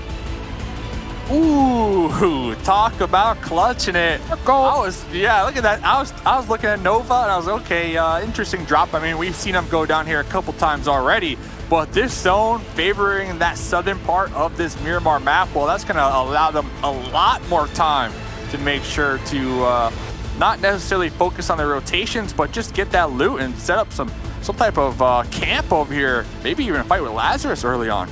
Oh yeah, making them plays. I mean, honestly, every single time I see a southern Miramar zone, I just go, ugh. And I guarantee you all these teams are thinking the same thing, because it's so hard to maneuver around this area compared to that El Pozo, Hacienda finishes. I think that's where a lot of the teams have the most experience on. So we'll see. It's the first time I think we've seen a southwestern circle in quite a while, Dave, right? When was the last time we saw one of these?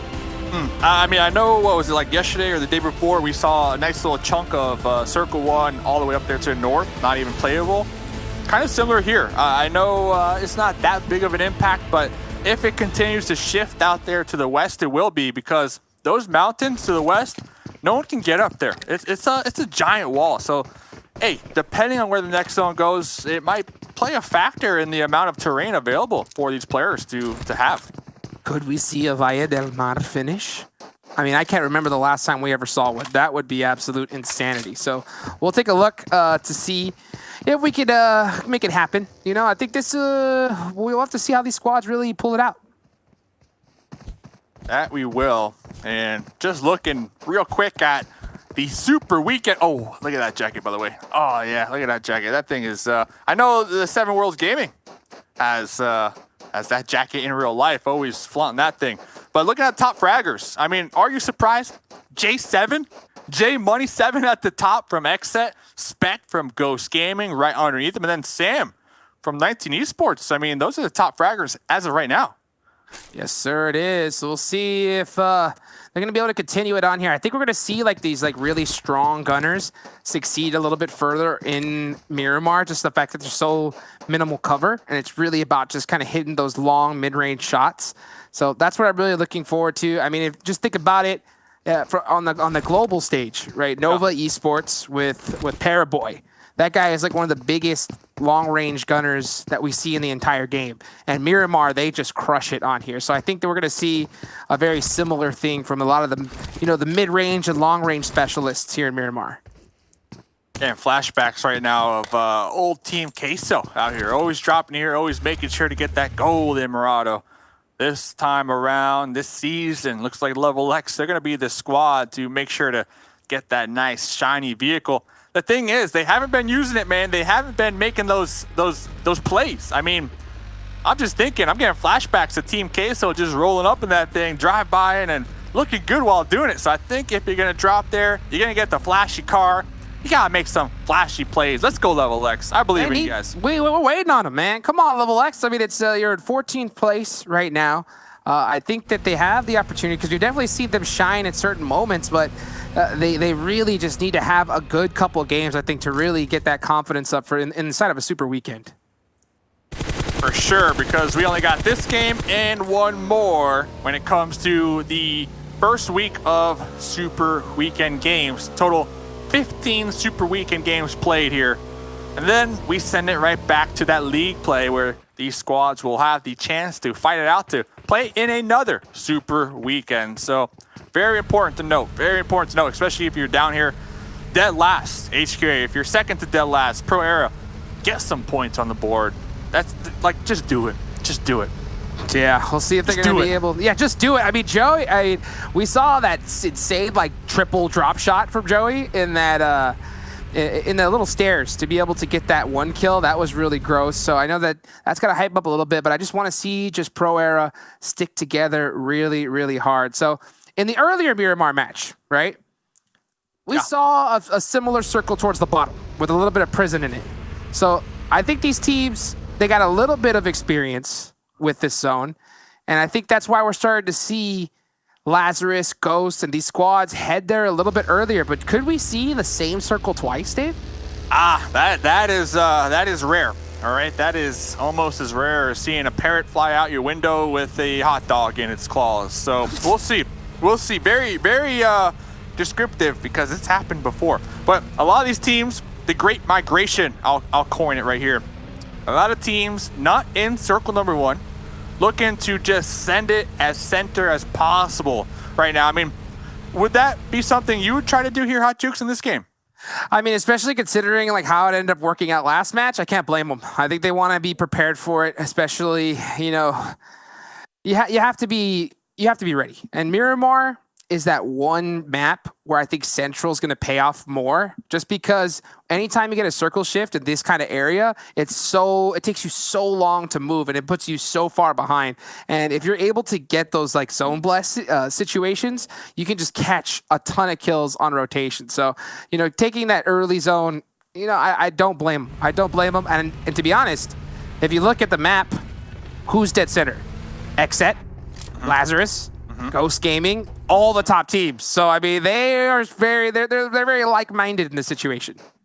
They must know something that other squads might not know. And talk about might not knowing. Well, Sam not knowing that there's going to be an enemy right over this cliff.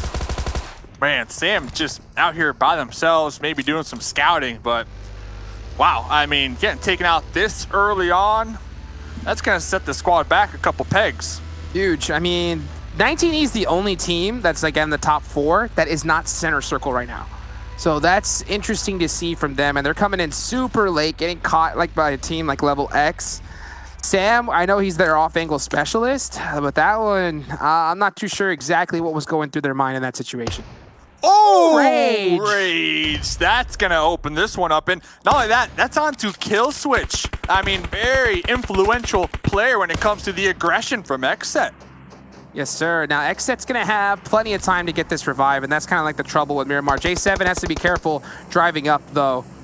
Gonna have to hit that one fast. Yeah, I like to see him kind of angle off. Doesn't want to go straight up there because he would get caught easily.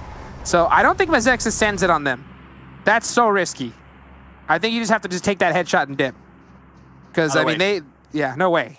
Sidebar, real quick. Sidebar? Mezexis, I saw on one of the players' Instagram, there's some news headlines about the team. You and I, we're right there. We're right smack on front of that news in the background because we've casted so many of their games before. I just want to put that out there, man. We're getting some fame. All right, Hot Chicks. Let's go. The clout points, baby. We'll take them to the bank. Let's see who's going to get them clout points here as the circle is going to shift a little bit further north than the last game that we saw. And teams like Lazarus, Ghost are going to be pretty set up really nicely. Xset as well. 19E coming in late. Level X going to be like they're going to be the latest to the party. They got to get a move on it, though. And I'm still going to stress it. You know, that cliff on the west side, those mountains, you can't get up there. So we get this next circle to favor the west once again. That's just going to eliminate the room for all 16 teams to fight over. Just keep that in the back of your mind as we are going to be checking in back with this fight, Xset versus Mezexis. Oh, that makes sense. And I think a lot of teams, since we don't really see this circle too often, I know we saw it there, but we don't see it's pretty rare. So I think a lot of squads have to realize that, hey, you have to look at that mountainside as though it's water. Like, you cannot take that. So this circle is a lot smaller than what you would think. So they definitely got to start holding that real estate really well. You can see Batman trying to catch J7 with that mini. Does piece him up a little bit as they're starting to do some trades back and forth with XSET. Yeah, it looks like XSET getting a little tired of the situation. Instead of opting to have a little sniper battle, sending 2 of their squad mates up here right on top of Rage. Great play, because I think they realized that, hey, you know what? Mezexis is really split up, so we can just 2v1 this player, and especially with 1 knocked, they're going to be at a big advantage. So they're going to hold this position. They're going to get the confirm, especially with those nades coming in from Rage. That's going to be a dead giveaway. All of XSET's going to head to this house, 100%. And they are going to hold, and Rage is stuck out in the open. This is what happens when you get 2 split up. Oh, nice shot, though. Oh, and the thirst, J7. That was, I don't understand why he would run out in the open knowing that there's a player there. Super risky, getting caught slipping. Now, wow, look at the shots. He has no helmet. Oh! And did that nade drop? It didn't drop. It didn't drop. So Killswitch not going to self-nade himself. This is just turning so hard for XSET. Nico, it's up to him to make a crazy play. Oh, he jumps out, runs out. Super risky. Really beat up. No shots on his name. In a 1v2 situation, the tables are turned. Goes for the shots, not going to get it done. So now it's just juicy for XSET. Mezexis holding that one down. Oh, and the punch out. Punch out. Yes. Let's go. The tables, they turned so quick right there. What was that? Rage with the bait and switch. I mean, XSET thought Rage was in the compound, but nah, Rage was on the outskirts trying to toss in some grenades, toss in some mollies, and now Juicy, a buggy, a dream, missing a tire, the lone wolf for the squad of XSET. Mezexis definitely coming out on top of that one. Yeah, I think XSET just got a little bit too cocky there in that situation. I think they overlooked at that and just got caught slipping. Mezexis took advantage of it. Nova, they looked like they were trying to third-party this situation. You can see Memory up front. This guy always so good at staying really laid up. Oh, Batman catches Memory, though, slipping. And he's going to get caught. Mezexis putting in a ton of work here in Miramar. Yeah, Batman definitely seeing that signal in the sky when it comes to this Miramar map, because they have been applying so much pressure to all these kind of stragglers out there running in this open terrain with this mini, connecting the shots, and not only that, making sure to confirm the kill. Already 2 kills on the Batman as the next zone goes up, and that's why we start to see Mezexis, Nova, JCR, all these teams out here to the west start to regroup and reposition. Yeah, Mezexis is playing this really weirdly. We'll get back to that right now in a second as we're starting to see the hit list. Put some shots from long range. Oh, it's a PassionFruit. You see Juancho from downtown putting some big shots. HQA done early. I don't know what is going on with HQA. They have just been throwing this super weekend. They're going to go out in first. So we'll see how that works out for them. It looks like PassionFruit's trying to turn this one around. Looks like Juancho's going to be able to pick up Salt here. And this trade's just going to go back and forth. I mean, we hear the the sniper just ringing out there in the distance amongst everybody. If I'm HQA, I got one more game next game. I am hot dropping XSET. I am hot dropping Ghost Gaming. All right, I'm trying to ruin some dreams out here as Chris trying to connect these bolty shots over there across the way onto Sleepless. Hey, I know for a fact, Hot Jukes, you love watching this because you love sniping. Woo, dude! I mean, the bolt action. I might as well have it tattooed onto my heart. I love to see it.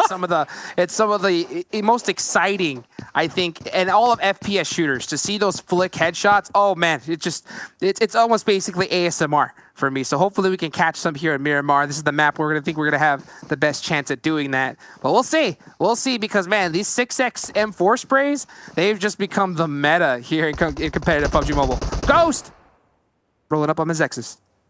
Yeah, look who it is. It is Batman. Batman going to be tossing a smoke, tossing a grenade. Looks like the back end of this one, Bayo getting picked up right there, and here comes the support. But is it going to be in time for Mezexis and Batman as Batman's traded, knocked down, and then thirsted? Instant thirst. So now Mezexis is down to a duo. Ghosts are going to do what they do best here. They did get a nade onto Beowulf, which was really clutch. Now it's a 2v3. They maybe might get a 2v1 on the Tensa. They got to win this one. They traded out, so now it's just one left up. Killer's going to confirm the point, though. So get at least one more as they go out in 15th place. And Ghosts, yeah, they're going to have to do the rest of the game without Tensa. Tommy Gun Tensa. Hey, this is the matchup. Carnage versus Double E Carnage. Who will come out on top? Now, Carnage from 19 Esports has the advantage, has the high ground. But Level X, they're looking to just get on out of harm's way. Carnage out there in the distance. This is a 2v1. Oh, he wants him. He wants him. And you can see him trying to be able to find that position. Okay, he realizes that he is in a huge disadvantage as they're splitting up on him. He's going to go and try to 1v1 Carnage here. Might get pieced up from the side, though. He's going to lose it. Carnage, Double E, saying 2 E's are better than 1. Going to finish him off as Level X is still trying to bounce back from this troublesome super weekend they have. 2 matches left to go, and they are just trying to put in some work here towards the end. Some quick math right there. 2 E's better than 1.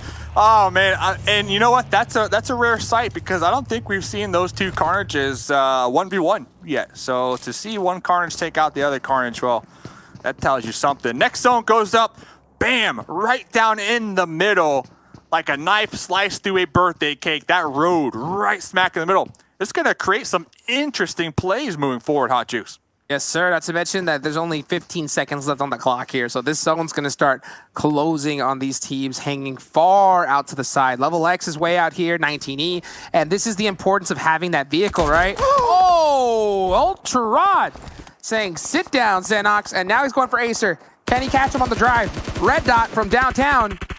Not able to hit those shots just yet. Acer full sending it on up.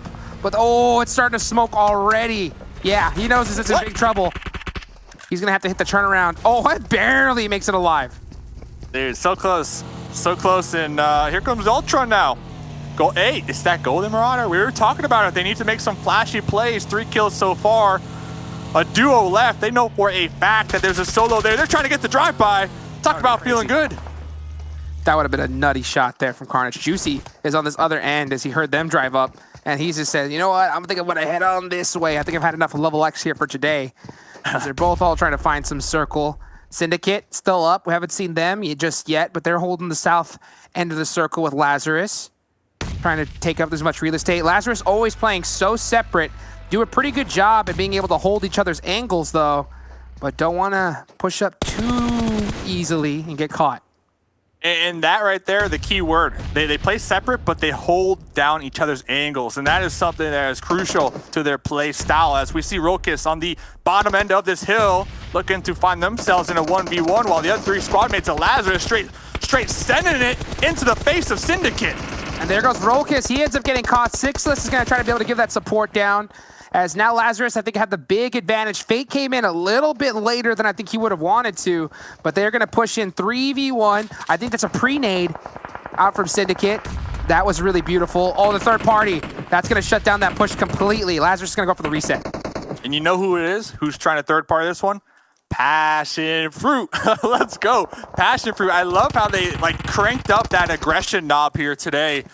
And they're going to have all the intel that Lazarus are over here. And you have to assume Lazarus, they're going to be hurting. So I'm curious, will PassionFruit opt to stay inside their compound? Or no, they're sending it, Jukes. Oh, sir, let's get these kills early on. And PassionFruit have done a great job of just almost staying quiet very, very early on and just looking for third-party opportunities. And I think that is the reason why we've seen them be so successful here.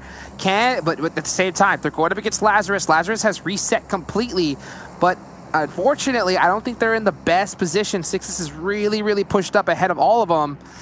It's going to be really up to Lazarus to make some good plays, good teamwork to cover each other and get moving. Oh, they do get zoned, though, so that's huge.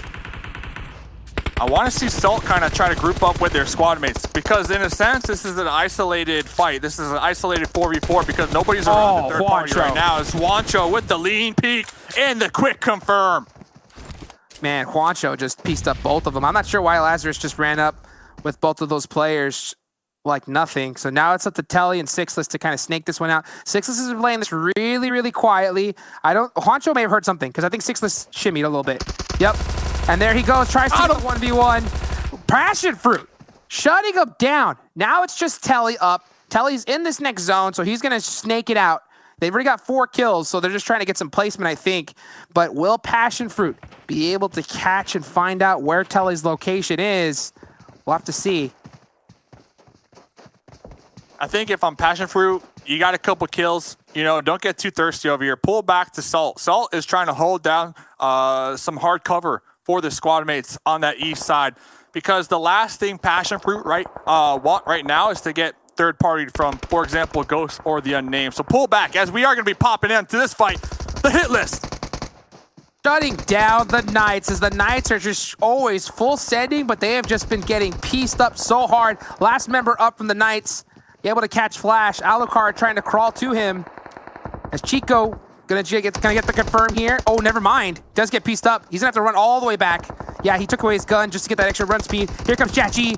Gonna finish him off. The hit list. Playing this one really strong in the north. Getting it done, man. Getting it done. The hit list feeling great after last match. Their winner chicken dinner. Currently with 8 kills this game. The hit list, oh man, they are just popping off. They've just been doing so great at these fights. You can see a ton of confidence coming from them now, and they are slowly crawling their way up the leaderboards. They're now finally in the triple digits of points. One huge game could make them easily in the top 4 position. So we'll see how they end up playing this. The Unnamed still got a full squad up. Ghost have been dead center. They've been circle locked, and they're just big chilling. We haven't talked about them yet, but we're going to see them get into action here soon. SOFM tossing out some mollies, trying to inflict some damage on top of the Unnamed, as Yorkie tagged out there, bleeding out, spotted. SOFM reposition now. They need to be careful because they're running right towards PassionFruit up there on the high ground. Oh yeah, PassionFruit have been kind of quiet after that fight with Lazarus. When are they going to start peeking out and trying to get some more kills? We'll have to find out. I think they're waiting for this next circle shift before they want to give away their position, which is pretty smart. Pro Era, they're just so beat up, just trying to survive on the bottom of this hill. Trickster has a big advantage. The hit list just need to push this. Full send, clear this side out first, and that's exactly what they're doing. A very, very heads-up play from them. They want to cover this down, and they're going to get the finish. Very, very well executed. 10 kills from the hit list, and they're not done yet. 10 kills, toss out a smoke, avoid the third party, the thirst from Ghost Gaming, as the Unnamed going to be working their way up this hill. I saw just a moment ago, PassionFruit had a little 2-2 split. The next zone goes up. Salt still in that zone. To me, it's a matter of just pulling back. I don't know. Do you want to risk the 2-2 split this late into the game? If you are PassionFruit, we'll have to see how it pays off. At the same time, they have a really beautiful hill to gatekeep. They really need to start doing it. Salt catches Jachi from a long distance, and he's going to be getting some extra points as he just lets the rest of his team gatekeep teams trying to get into this next zone. At the same time, though, I think you're right. I think they need to all just group up together and take one team on at a time.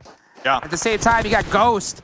Big chillin', man. They have not had to move a muscle. They got 5 kills and 3 people up trying to get some more. There goes Lazarus. Telly finally caught. Oh, yeah. Good. Because I was getting worried. Telly was chilling back here for some time, so I was assuming that a lot of these players might have forgot about him, as we are going to be checking in. The Unnamed, okay.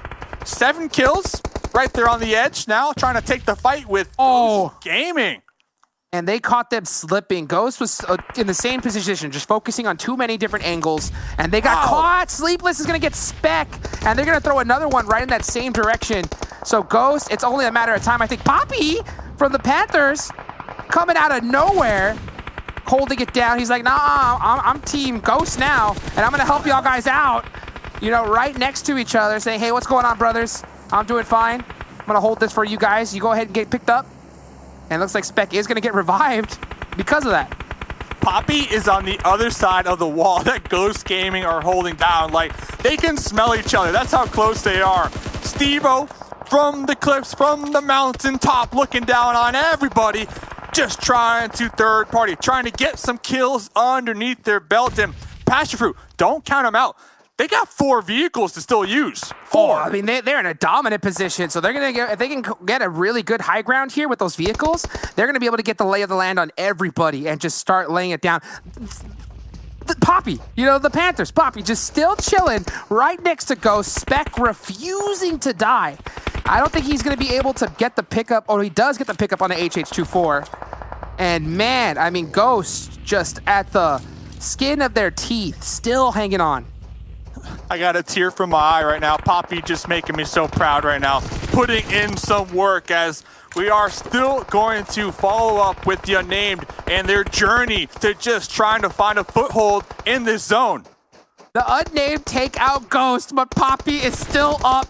That's 2 of them still. Diley gets shut down, but man, he was able to get 4th place. Poppy showing up big towards the end. The Unnamed are hurt really bad. The hit list, I think they're in that third party sense, because the Unnamed, they're hurt big time. PassionFruit still chilling up top with those vehicles. Got to get moving into the next zone.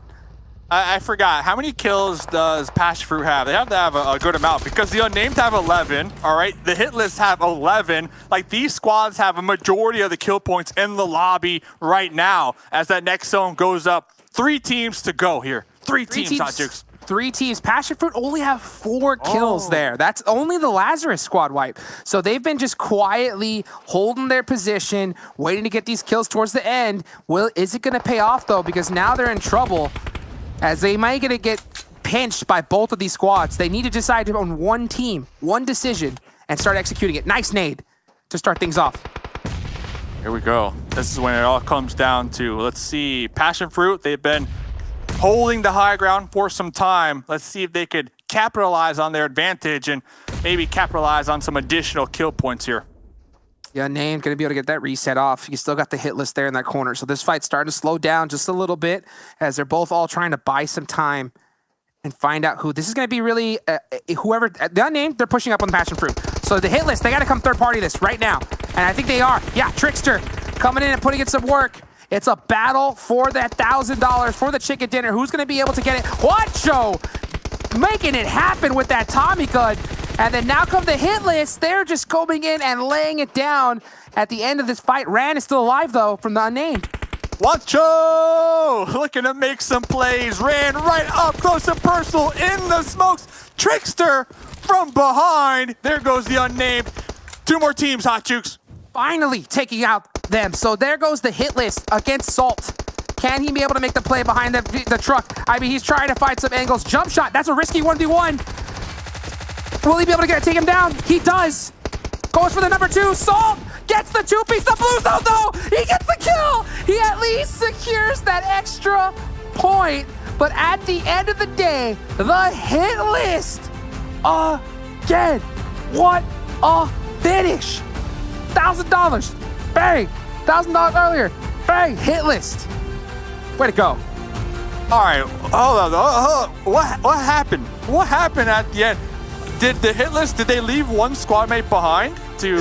They did on the off angle. On the off angle. So they had him there towards the end. And we did see, I gotta admit, Salt, that was gross, you know? Does get that 2-piece, and I guarantee you he thought that was the rest of the squad. I thought that, he was like, oh, I got him. Nope. Once he realized that, blue zone's gonna kill me, let me just go ahead and get that thirst, get that 1 point. He was able to get it, but the hit list, they came up big on this match. The hit list, wherever they were on the leaderboards, they're gonna be here, and whoop, they're going to the sky. Oh, well, I mean, back-to-back chicken dinners, you called it, $2,000, bam, in your pocket. And this last match, 11 to 12 kills, so they are definitely shooting up like a rocket on this overall leaderboards. The Unnamed, another team, first 2 days, not the best of games, right? Not the best, but this last one, 11 kills, and it's not like they were blessed. They had to fight every single zone to gain any type of foothold, and there's nothing stopping them. Nothing stopped them this game.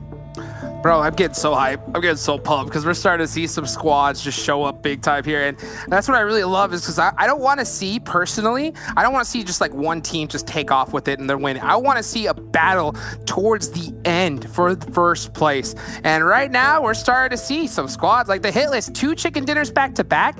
I mean, just in placement points alone, that's 30 points. Plus the amount of kills they got, which they got an insane amount. I mean, that's ridiculous. They're going to basically get what, Level X's entire points for the Super Weekend in 2 games? Let me lay this out.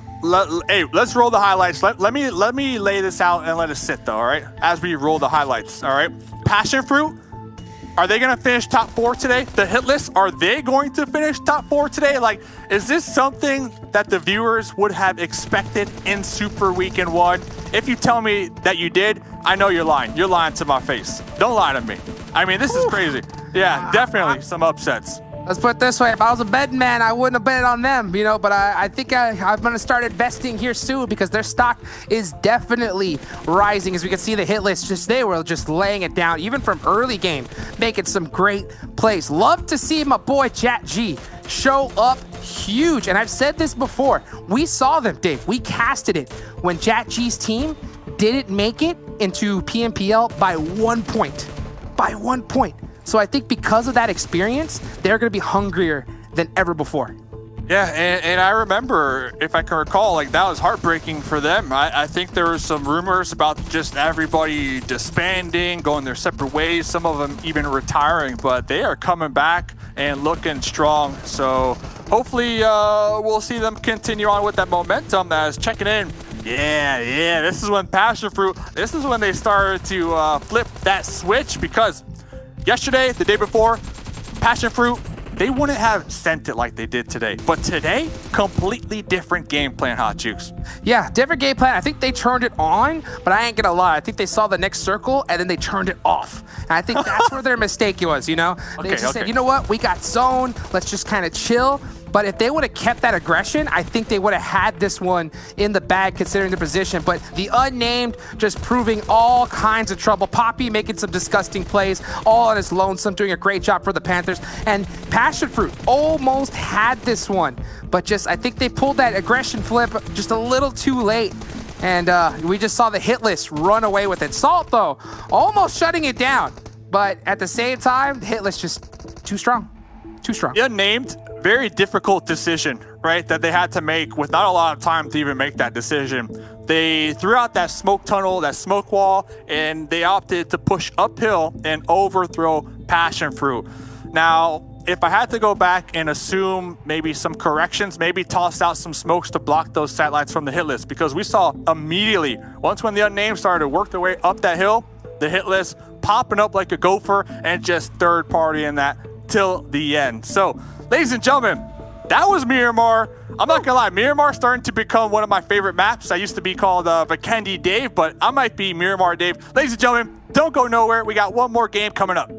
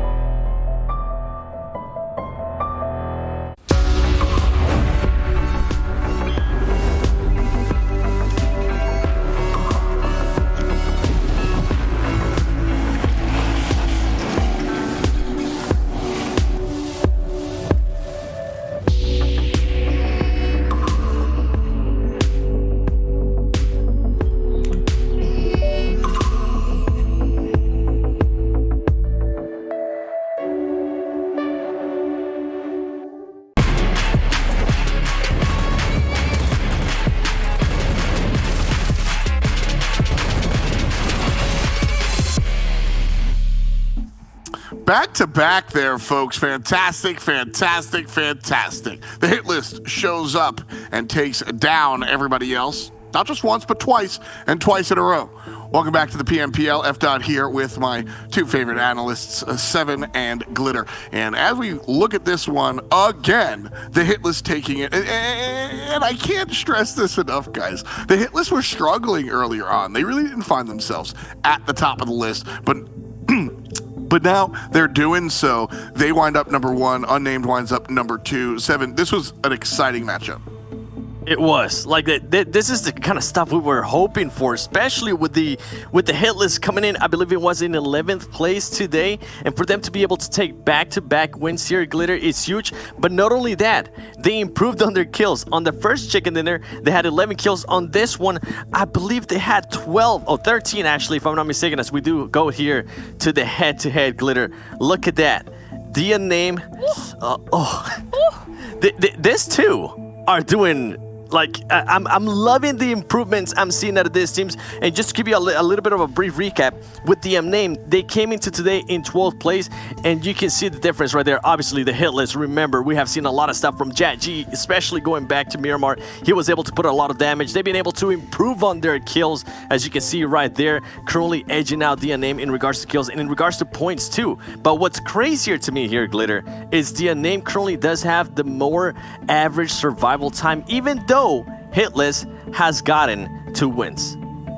You know what? Maybe they just cleared everybody out so quickly. Or we did see on Miramar 1, Hitless went out a little bit early. That was the entire telestration we did. So it's the average of all of today. But shout out to both teams, because these are teams that we kind of called out a little bit for needing to step it up, and they have more than done so. I mean, the Unnamed also with their own win on Miramar. That was the same exact thing that Hitless went out early in. So I mean, I love it because I want a little bit of that chaos, but all these teams are here for a reason, right? They're all showing it today. So many of those squads that needed to kind of put that final push in here on day 3 of the Super Weekend are doing just that. And Hitless is the only other squad now, Seven, that's gotten those back-to-back chicken dinners. Pittsburgh Knights, where you at? Something I also wanted to point out there for the Unnamed is this was pretty much like the exact same Miramar that we saw from earlier, and it's good to see that the Unnamed was able to take full advantage of that. Remember earlier, as you mentioned, they did end up getting that chicken dinner with 7 kills, and right here now they were able to get, guess what, 3rd place with 12 kills. You love to see that consistency, and it goes back to what I've been saying, baby. You gotta be able to just listen, when the game gives you something, take full advantage of it, and the Unnamed so far is doing that, and the hit list is just one-upping them in a way. Life gives you lemons, make some lemonade, and the hit list have their feet up, chilling on the porch. Very, very clean game number 4 here, as we've highlighted a number of times, back-to-back with number 3. Can't say it enough, because that one, there are so many variables in a BR. So to win back-to-back, Sandhawk's even a wildly different map. I'm just wildly impressed. Let's pull up the rankings from this map, and we'll see them all the way at the top. We covered the Unnamed. They show up as number 2. I am looking for Ghost Gaming. They have been my team to watch throughout this weekend. I think they have been not able to find themselves at the top, and I don't know if it'll matter because their consistency has been clean. Number 5, okay. For a second, I got a little scared. They weren't even on the first page, but here they are. Yeah, number 5 still. Look at this, 11 points, right? They're able to contend with that 4th place team. Win, place, or show, number 1, 2, and 3. Obviously, that's going to be a little bit higher up, but Ghost Gaming, they continue to be successful in their consistency. Lazarus makes a jump up here as well, and I do want to shout out Level X. Only 4 points, but this is a team that has absolutely struggled acclimating to the higher level of competition here on Super Weekend. So to see them on that front page, it's a nice look here, Glitter, to see them step it up. Yeah, taking a look here at the second page, not surprised with how low all these point totals are, considering how top-heavy so many of the points were for our top 3 teams. We do have Pro Era 19 Esports coming through with 3 points apiece. JCR, Xset, and Nova all only at 2 points apiece, and then unfortunately 7 Knights, Yikes. 1 point. Syndicate, HQA, 0 points. Not able to maintain some of the momentum we've seen them have, whether that was during league play or previous Super Weekend days. Yeah, with Helping Quit Addiction, sorry, I was going to say, like, with Helping Quit Addiction, this is the second time, or it's been a couple times, obviously, that they end up in last place. But they tend to engage a little bit too early for me at the start. I know during that last segment of the casting, Mustache David was saying that he was hoping to kind of see them hot drop. I would rather just see them play it safe for once. I want them to try to go for placement points. Just try to get in a groove of something, whether it's skills, whether it's placement points, just pick one. Once one of those starts going your way, then you can start mixing it in with the other bomb. But I just want to see something out of HGA. Right now, they're disappointing in a big way. And remember, it's not guaranteed that they're going to make it to the next Super Weekend. That's huge. That's huge. We return to league play, not tomorrow, but the day after, and we'll qualify for another Super Weekend. But we still have one more map as far as this Super Weekend is concerned. We're not going to put a bow on anything, so we have to look at the overall standings. But first, I want to highlight a squad here. One of my favorite logos, not that it has anything to do with gameplay, but PassionFruit Esports has not been overly successful. They haven't found themselves on the front page of the overall stats. They haven't been at the top of the conversation most of the time. Day number 3, completely different. A whole bunch of damage here, a whole bunch of good stats. Glitter, talk to me about PassionFruit.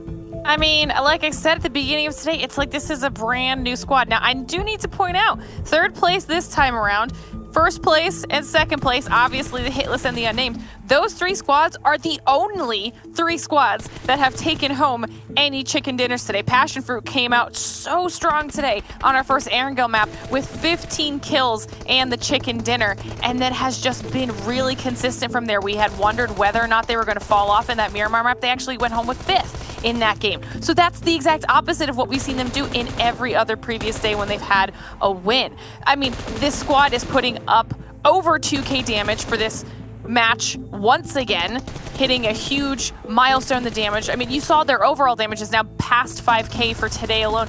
This is more in one day than what they've literally done in the past 2 days of Super Weekend, or literally what they did in all of League play. So I don't know what they changed, but whatever it is working, and they need to keep on doing this. Yeah, with this team, they're just so much more aggressive. Something that we've been talking about even since League play is that they perform really well, and then they kind of drop off. And I feel like today has been that difference. Today, especially after they got the win, remember, we were talking about it before, saying they always get a win, and then they end up in 15th place with just 1 point or maybe 0 points. Guess what? Today, they were finally able to break that pattern, and I think this is a good step up for them. This is going to be a good confidence booster for them to know that, hey, we can leave that pattern behind. You know what? Let's keep on going with this pattern, because it's putting us right now in a really good spot in the overall leaderboard. I mean, previously, PassionFruit sat at number 11 overall. We'll pull up the stats for everybody. And now they're number 4. I'm going to say that again.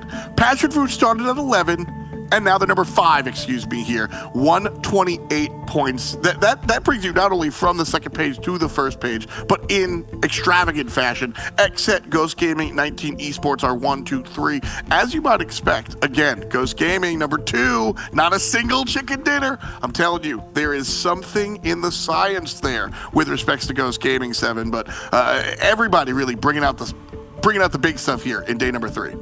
Yeah, I mean, I think the 2 teams that we touched on, the Hitless actually is the one that started off at 11 today with 59 points. For them to be able to move up to 4th place, I think that's huge. With PassionFruit, they started today in 8th place. This is a good step up for them. These are teams that we wanted to go ahead and continue to see great points out of them. And guess what? They're stepping in. And then the Unnamed. This is a team that qualified to the Super Weekend in 3rd place. And today, I feel like everything is starting to go their way here. Glitter, love to see these teams, but you know which one I do want to see more out of? Nova Esports. I completely agree with Dave there. During League play, we saw greatness out of them. Where is that at? Don't get me wrong. I mean, they're currently good in the good positions, but in comparison to what we saw, it leaves a lot to be desired. I agree, and the worst part is too is if you look at their placement points, they're literally technically top 3 with their placement points. They just still have yet to figure out how to pick up their aggression here this weekend when we saw them doing it in League play. So, I mean, they've got one more match to see what they can figure out for the final map, but then we have Syndicate also breaking that triple-digit mark, so that's going to be huge for them moving forward into the rest of our Super Weekends. The Panthers at 86 points, Mezexis close behind in 84, and then the points start to drop off a little bit here as we go down the list. JCR at 76, Knights dropping all the way down to 54, Level X 51, Pro Era 48, and then rounding out our 16th position is HQA at 36 points. And the one thing I will point out for them, their biggest problem is their placement points. They need to figure out how to place a little bit higher. Thank you so much, analysts. With the conclusion of our first Super Weekend, breathing down our necks, teams are putting themselves in the position to go ahead and clean things up. Our number 1, 2, and 3 teams certainly not locked in by any stretch of the imagination, and so our 5th and final map on the way. Let's bring in the casters to talk to them briefly before we jump on down. Mustache Dave and Hot Jukes. We got a couple of minutes here to talk about this last one. Like I said, it's the 5th and final map. We see where all the teams are. We have one shot to change it up. You're looking at the overall scores here. Jukes, what is the biggest change from map number 4 to overall when we finish that you're expecting? Yeah, I mean, The hit list. I mean, the hit list. I mean, just popping off like crazy. PassionFruit coming up big. They both passed up the heck out of Nova. $2,000 we just saw win from just one team. We're going to start seeing these squads be so confident. I mean, they're taking out the top teams in the lobby and making it look easy now here at the end game. So literally, now that they're going to see some more competition, we're going to see these teams becoming hotter. The lobby's going to start changing. We're going to start seeing the whole thing start to shift up a little bit.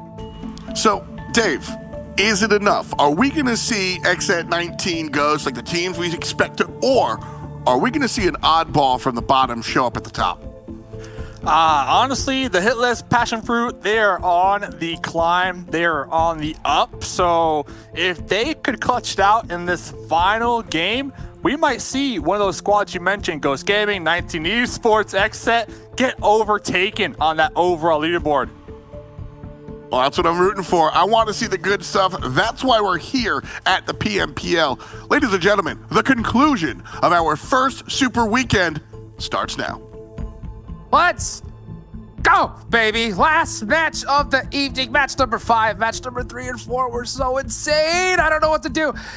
This is going to be huge. This is the last game of this entire Super Weekend. So every single team that hasn't been able to pop off yet, this is their last chance to do it. This is a chance for the top teams to even make their lead even further. And at the end of the day, somebody's going to get another $1,000. Who is it going to be? Ladies and gentlemen, the final game of Super Weekend number 1. Players locked and loaded in the plane. Loaded, ready to eject parachutes, harnesses on.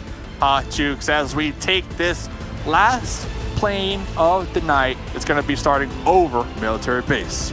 Let's go, baby. I got to give a huge shout out to PUBG Mobile, everybody that put this amazing event together. I mean, I am so hyped to be able to see this. You know, OnePlus as well for sponsoring this event. What a great decision, and a great decision for all y'all to pick up that new OnePlus 9 series, because this is just insanity that we have been seeing here today. I mean, if I would have guessed, you know, which team was going to just rocket themselves up 50 points in just 2 games, I ain't going to admit, I wouldn't have said the hit list. But now, whew, I mean, they are, what, 15 points behind 19 Esports, 3rd place? PassionFruit 5th? Nutty. Not a lot of points left between some of those top teams and the new dogs, you know, the underdogs of the lobby. Those teams that might not have had as many eyes on them in the past. Well, they have been showing up here today, and now they got a lot of eyes looking right at them to see what they can accomplish. Zone number 1, not too bad. XSET down there, Nova, the Panthers down there, military base, Lazarus going North George / Zarky. Not too bad though. I don't see any really early conflicts quite yet popping out to me. Nah, this is a good clean zone, I think, for all these teams. So we shouldn't see any hot drops at all, unless maybe we might see something in that Roshawk area for some teams that like to go a little bit further east, trying to go for those vehicles. That could be a little bit sketchy. But other than that, everything looks good. Ghost Gaming going to their tried and true spot of Pachinki. 19E going to South George Pole. Syndicate towards Crates. Really even far, but oh, we saw this before. Pittsburgh Knights and Level X, I think, running for some vehicles, and just not the best drop for either of these guys, because they are just running with nothing to their names. Yeah, and you can tell that they looked each other in the eyes right there on that drop, and they said, nah, you go that way, I go this way, we'll act like we didn't see each other.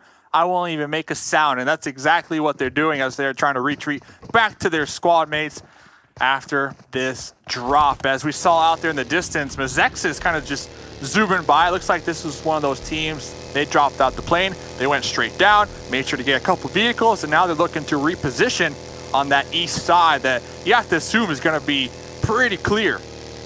Oh, yeah. I mean, they know that that's open, so it looks like they're heading straight over towards Yasnaya. You can see Chico with that VSS trying to make some magic happen. Good luck with that, though.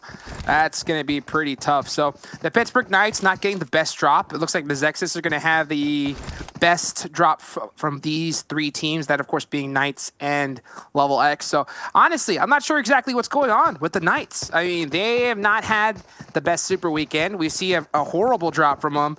Level X, a very similar situation. situation. So whatever's going on with these squads, they gotta get it fixed.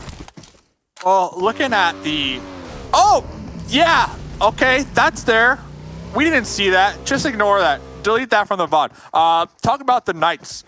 Just looking at their performances and their players from their Super Weekend games, they're still switching up some things, right? Russell, Alucard, they've played all 14 games, but then Bishop, Chico, Solitude, they have been rotating amongst themselves who plays. So maybe it's just a matter of just trying to figure out which player from the bench kind of has the better synergy, I guess you could say, with the 4-man roster. That's just my guess, Hot Jukes. I don't know. What's your take on that one? I mean, Russell's a heck of a player. I mean, I played with him personally on my own streams. I've seen what this dude is capable of. He's a young lad. He's got the young man reaction times. So he's definitely, I think, the hard carry for the squad, at least in my eyes. At the same time, it's a team game. I mean, you really have to work together. All 4 people have to show up if you want to compete at this level. This isn't a place where you could just kind of run the lobby by yourself. We've seen even the top players get clapped easily in a 2v1 situation. So you got to have that synergy down. You got to be able to make those decisions together instantly. And we're talking about milliseconds. If you are a little bit hesitant, your whole team's gone. So that's something that you got to get down. And it's not easy. It takes a lot of hours of hard work. Sometimes, for some teams, it takes more than others. But that's really what it is. Name of the game. Name of the game. And Russell, not only the hard carry in your eyes, but when it comes to just looking at the stats and... Oh, don't make a move. Oh, popping out the corner behind the tree. Ghost Gaming, by the way that they were driving up this hill, you had to assume that they were at least skeptical that there might have been an enemy up here. And yeah, they were right. I mean, but why here? I mean, this is a really odd place on top of Potato Hill to hold. So I think that's why they were so kind of like, how did we just get clapped from this position?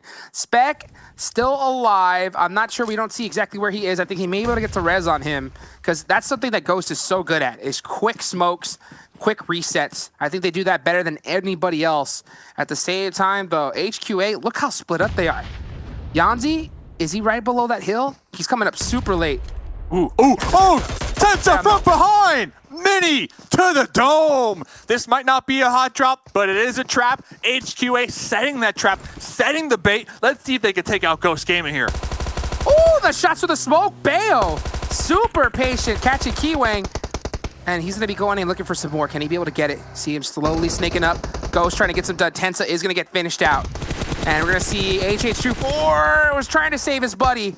Unfortunately, not going to be able to. Beowulf still putting in work, though. Trying to hold it down for his team. Can he hit those? He sure does.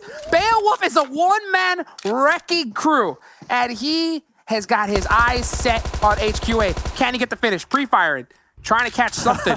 Yeah, and you can tell right there with that pre-fire, that jump shot, Bayo is pissed off as Cross looking for that 1v1. Bayo will be traded on, connected on. HH24 looking to get in the mix, maybe even get a run over. She won! He switches seats! What? That was so gross. Welcome to the highlight reel, HH24.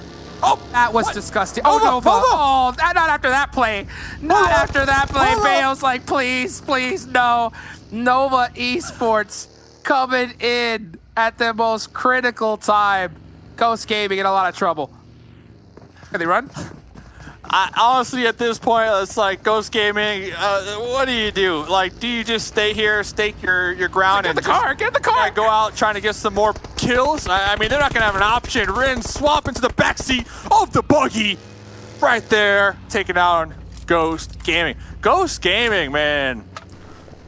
Unfortunate turn of events here on this Potato Hill. I mean, no one could have even had predicted that, right? Like, what did we just watch?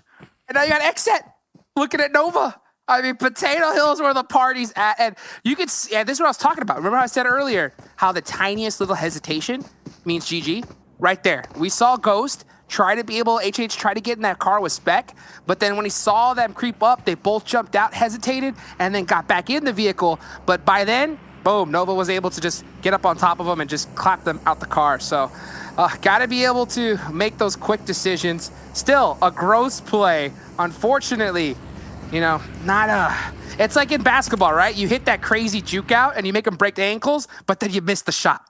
You know, I think that's what we just saw.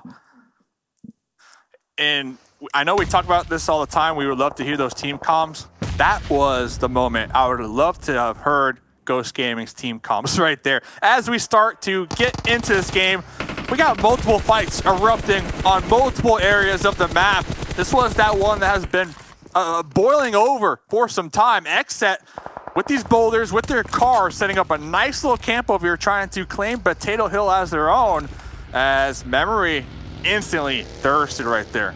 I mean, what is this, deja vu? Literally, I mean, we saw HQA do it to Ghost. Now Xset just did it to Nova. I mean, and now this is Xset. Xset, when they realize they have a man up, they are just so aggressive, especially in the early game, because they can afford to. In a bad situation, they can just push back. So you could see them hunting down those early kills. But Nova, they said, see ya, we out of here. My hill. This is my hill now. And I actually spoke to Juicy the other night, and I asked, what's the strategy? Juicy said, listen, we aim for the heads and we go out guns blazing. That's it. And I was like, oh man, Juicy, I love that. Because last night's game, the final one, remember, Xset, they were clapping cheeks, man. They were clapping cheeks. And I love to see the aggression from some of these teams, because as we start to progress into the games here in the lobby, certain teams, they start to realize what they're good at. And when it comes to Xset, they're good at taking some aggressive fights, catching their enemies off guard. Yes, sir, they are. We're going to see how they're going to be able to handle it there, but we're going to get back into this fight. Level X catching Carnage, off slipping. 19E playing it real separate. Xenox trying to get the 2v1, not going to be able to do it. Chaonu holding it down. Here comes Acer trying to help out in the vehicle, coming in super late and just gets instantly deleted. So now that's it. 19E just making some really simple mistakes here on this push, pushing in one by one. And Level X, even though at the bottom of the leaderboards, you can't underestimate him. Bye-bye. See you later, 19E. The rematch, Carnage versus Carnage Double E. Once again, finding each other here on the final game of the evening for the final match of Super Weekend #1. Poppy from the Panthers pulling up. Nemesis is like, I don't want to be over here. I don't feel safe anymore, trying to run away. Yeah, he's behind that rock, but he's completely outplayed. I mean, he's out in the open here. It's only a matter of time before he gets naded, and that might be it. Oh, half health. Oh, he runs away. Ooh, yeah, instantly taken out by Jorky. So you see the rest of JCR trying to help out their teammate. Oh, that was close. Oh, we're gonna see a snipe. I got excited there. Can G3 do this? Gabby trying to make some plays, but it's already too late. I mean, your teammate's gone. They're gonna reset. Okay, we're still, okay, yeah, okay. We're still fighting up here, by the way, Hot Jukes, just in case we forgot. Xset gonna be up here, little soft 2-2 split, trying to make sure to pepper, trying to make sure to defend their hill from any passerbyers. Oh, things finally starting to settle down just here a little bit. G3 just, pulling out some, trying to pull out some trick shots here for us, putting on a show. Doesn't really quite hit that one. The Panthers are really split up, trying to head themselves back into Pachinki. Next circle's about to head on up, though, so I don't know if I would really press this if I were them. I think I'd be more focused on the next zone. We'll see what they have to go for, though. We'll see where it's going to take us. And one thing, TeamJCR spoke to SOFM. They told me that the team, they have been grinding every single day, watching those bot reviews, practicing their 1v1s and their team communication, because one thing that we've noticed and the analysts had pointed out, there's been so many occasions where they almost won that chicken dinner, but they just folded under that pressure. So we'll see what they could do here. Already going to be one member down, and talk about getting blessed. Mezexis, Papa Blue, you're right smack in the middle. They're the ones that are going to be blessed this time. But this is what I was talking about. You know, the Panthers, when they were kind of heading into Pachinki, you definitely want to be ready for a circle shift. And now the zone hard shifted away from them, so they got to get going quickly. We're going to see Lazarus trying to catch this squad. Pro Era out slipping. That was a nade. I mean, he saw that nade. Yeah. I'm surprised Rokas just sat there in it. And he eats that one. He's going to go down. Telly. Oh, the nade almost right back. Did a little bit of a backspin off that hill. Not going to catch him just yet. But Lazarus just doing what they've always done, just playing so separate, trying to make plays by themselves. Fate. Free fire through the smoke after he saw them. Not going to get any connections. That's going to give away his position, though. Oh, scary. Rokiss saw at least 2 grenades bounce right by them, but rely on their buttons of steel to deflect those nade damage. Now we see all the smokes on the playing field to eliminate those sightlines, give the opportunity for Rokiss to get picked up. Fate trying to toss out some grenades. Pro Air, they're looking to make the come up. They're looking to make some plays here. They need these points. They need him bad, and the thing is that Mezexis is off that off angle, and that's going to make it a little bit harder for Lazarus. If I was Lazarus right now, considering that it's so early, get in your vehicles and dip. Like, just avoid this fight completely. You really don't need it. It's not too far. It's central. So I think they really need to get this reset going. I think that's what they're doing. So Lazarus, they have the opportunity. Like you said, they don't need to be so thirsty with this fight. But Pro Air, they do, right? Like Pro Air, they need these points. They are second to last. So they got a grenade knock onto one of the Lazarus members.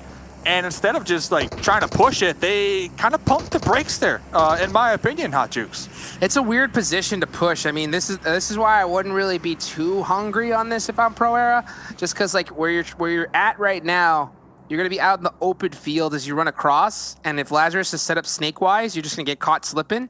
So I think that they need to find. Okay, you see Joey hopping in the vehicle so he could TPP peek through that. That's a really, really smart heads-up play to get a little bit more sight lines. That's a lot of things that's a little pro tip that a lot of people don't really know about. And Joey's going to be using it to his advantage. He just popped another smoke in his hand right there. So he's trying to get some more sight lines onto Lazarus. Because Lazarus is just trying to hold it down. And I think this is the best play for them. Whew. Not only that, Joey checking in with those hot PUBG Mobile tunes that plays in those cars as well. One thing that I want to point out, though, this is about 15 minutes in this game. Normally, we have maybe 16 or 15 teams, but since we had all that early action, we only have 12 teams. So that's going to open it up just a little bit when it comes to the mid to late game as, you know what, next zone, why not? Another hard shift. Okay, I'll take that. Heading it on over to the east. So we're going to be close to Mansion here. I believe, yeah, we're going to still have some pretty good spots available. We'll have to see which teams are looking to take which ones, though, because there's not a ton of real estate, a lot of open field, sixless. You can see Syndicate. I got to give big props. I love to see them on the move instantly with the zone shift. That's going to put them ahead, I think, of both Lazarus and the rest of the squads here. Ooh, we're going to see a clash over here on the edge down towards the south. X-Set, the 3 members looking to get as close and provide that support to Nico, who's getting traded and knocked out right there. Yeah, the rest of the team's trying to support him from long range. Juicy's going to have to make some plays heads up. Not going to be able to do it because look at the aggression from the hit list. So strong. Juicy right there knocked is going to give that intel to the rest of the squad. But the hit list realized the rest of Exit is really pushed away. Let's just rush these players up close, clear this angle little by little. Doing a great job here at the end of the Super Weekend. And if I'm Exit right now, all right, it didn't work out, the push. Pop those tires, blow up those vehicles from the hit list, and just eliminate their utility because they do have an open field in front of them, and the hit list, their current position is not in this zone. But the hit list just made a big mistake. They just knocked Juicy right up close, but they let Juicy live. They didn't finish that kill, and then Nova Skies from across the way got that kill and secured onto them. Level X holding down OP Dip, trying to get to secure this position as they're seeing Pro Era that was heading right towards it. They got eliminated instantly. And Level X starting to bounce back. We were talking about them. 6 kills so far. This is a great early game for them. I wonder how many times just a straight up YOLO crash on top of an enemy squad works out right there. Because that's exactly what Pro Era, what they attempted to do. They got right on top of Level X. But Level X, they're already set up to defend their position. So I'm curious to check that one out. Beautiful. Ultron. Always on fire, always catching those mollies, and it's going to be chunked down pretty low. Yeah, it's going to make him back up just a little bit. We start to see the kill feed, and then Pittsburgh Knights getting shut down back and forth. Big battle between 3 teams. Yeah, here it is. We're going to catch him. Chico trying to catch Rad, but he's going to get caught through the back. So Syndicate just punishing them. It's all to Bishop. Bishop really needs to come help and support his squad. Is he going to full send it? Is he going to go for the reset? Yeah, he's going to go for the reset here with Alucard. Oh, Alucard dead! Unlucky. lucky right there. So close to being able to get into that shack and get that pickup. Honestly, though, I mean, Syndicate Knights, they need to close this one out because the next zone, I do not see it favoring their current position, and there's just an open field ahead of them. So it is going to be such a challenge for them to even make it out of this position. Bishop's dead. He knows it. Yeah, Bishop is in all world of hurt. It's only a matter of time, I think, before he gets caught out. We'll see how long he's able to survive, though, for the hit list, getting into it with the Panthers. A lot of kills going on either way. So here goes Bishop trying to pull off a miracle. Can he do it? 3 versus 1. I don't think so. I think Syndicate's going to be a little bit... Oh, never mind. They're pushing up a little bit too far behind. Free fire coming out. And is he going to hold it down? Nope, not going to be able to. Syndicate flushing out the Pittsburgh Knights. Syndicate, they need to quickly heal back up, get to their cars, and just send it because the Unnamed are going to be trying to gatekeep them. And they might have a nice little window of opportunity because Mezexis, they also are eyeballing this position that the Unnamed are holding down right in front of them. Dude, Mezexis is going to have to push up little by little into this one. They're going to have to kind of just set up a car wall right at the edge of circle. The Panthers, they are pretty well set up. They're outside of the circle at Walmart. They need to move a little bit further up. Can they get it done, though? Lazarus and Nova are the only 2 teams inside the circle. Yeah, it's going to be a challenge. And Mezexis, yoinking this position. They're not in the zone, but they're leapfrogging. And now, Level X, the roles have reversed. Now they're the ones that are being gate-kept. Only 2 people up. They're going to hug the zone all the way, trying to find a way in. They're going to be desperately just looking for that. It's going to be so difficult because they're coming in so late. Yeah, look at those shots from the Panthers. Trying to put that pressure onto them. They're going to have to use that smoke, use that utility to sneak on in. Panthers with 7 kills, by the way. 7 kills so far, and they still got the team up in the south. All 4 members. This is looking really good. This is looking really good for the Panthers as they have a nice buffer between them and everybody else, as Syndicate getting sandwiched up here to the north between PassionFruit and the Unnamed. Yes, sir. This is what happens when you come in super late. You're going to have to deal with that as an issue. The Panthers are just putting on a whole bunch of pressure fire onto Lazarus, not letting them look up at all, as you got the Unnamed Mezexis really close by. Now, this is what happens, and sometimes you get in that middle of the early zones. Every single team just puts pressure fire right on you, so you want your position. Oh, look at this. J7 and Xset. We're wide out in the open there, Salt. But getting pieced up back in return, there's no cover here. I mean, this zone is all open field.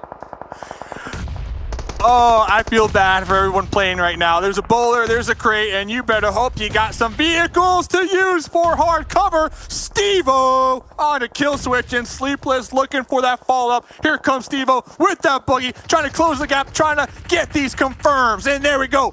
PassionFruit on top once again. Shutting down Xset, the #1 team in the lobby. After that nade, I love to see the instant push, the 0 hesitation from PassionFruit. Well executed there. This game's not over yet, though. Mezexis, 6 kills to their name. They're trying to climb up the leaderboards in the last game of the Super Weekend. The Panthers have been just big chilling at the edge of the circle. But guess what, Dave? Yoink, circle, wide open field, baby.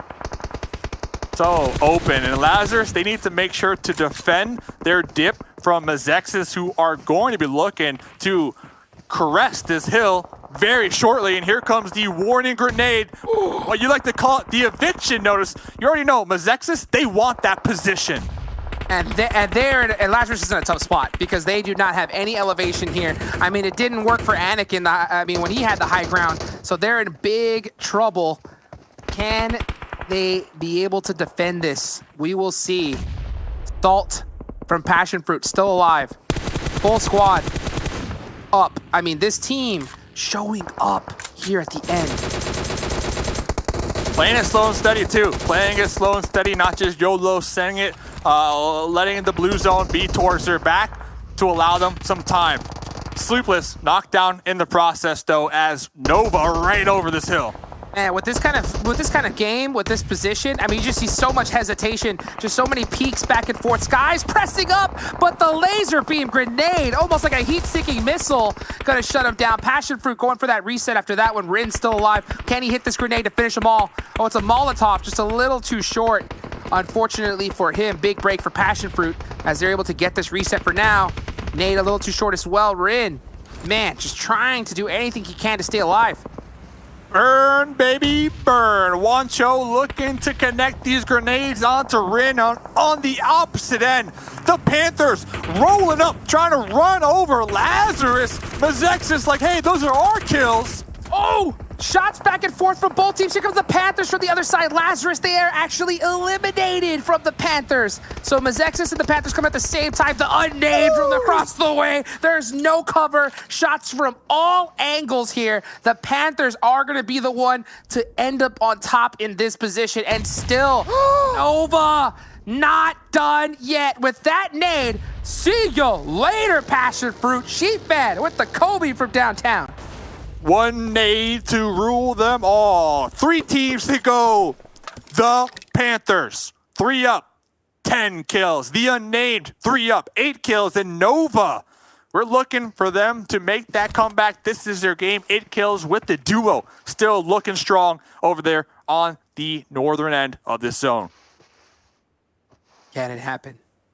Can Nova Esports win their first chicken dinner of their Super Weekend? Is it possible? The Panthers, they already have one to their name.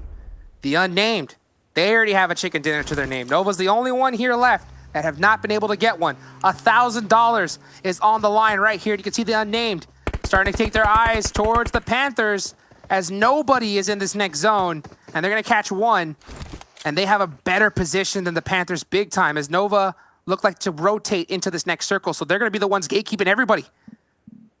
Yeah, that one shot right there, it opened up the window for Rin to pop into their vehicles and get to the zone. Sheepfan doing the same thing, but on the opposite end of the zone as the Unnamed looking to take out the Panthers, looking to destroy their potential for this final chicken dinner. And Sheepfan looking at third party. Can he do the nade? Can he do the nade again? No, he holds it back. I'm so surprised that he does because the Unnamed are now really, really hurt because Nova helping out the Panthers survive a little bit longer as they are just holding this position. Look how many crates are there.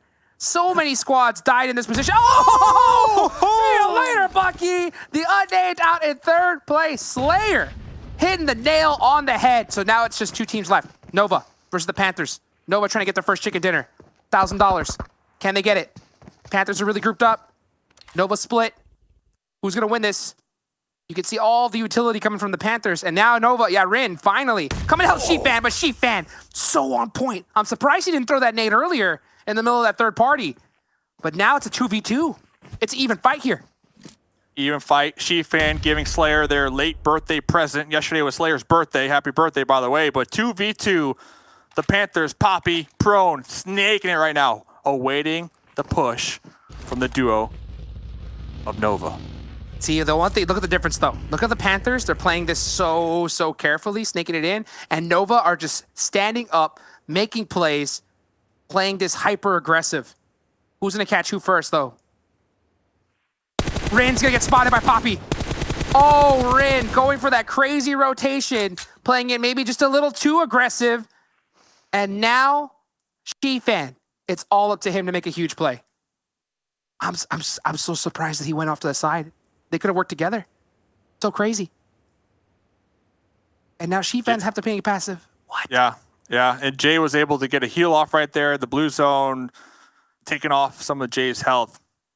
Sheepfan tossing out some smokes, going for the pickup, the possible pickup to reset. Poppy, they need to be aggressive. Poppy, stand up, take those shots. Get this winner chicken dinner. It's a 2v1. No way Sheepfan goes for this reset. No way. So risky. Yeah, now here comes Poppy. Yeah, he got spotted on that rotation. And there goes the finish. Sheepfan gonna get finished, so that is it!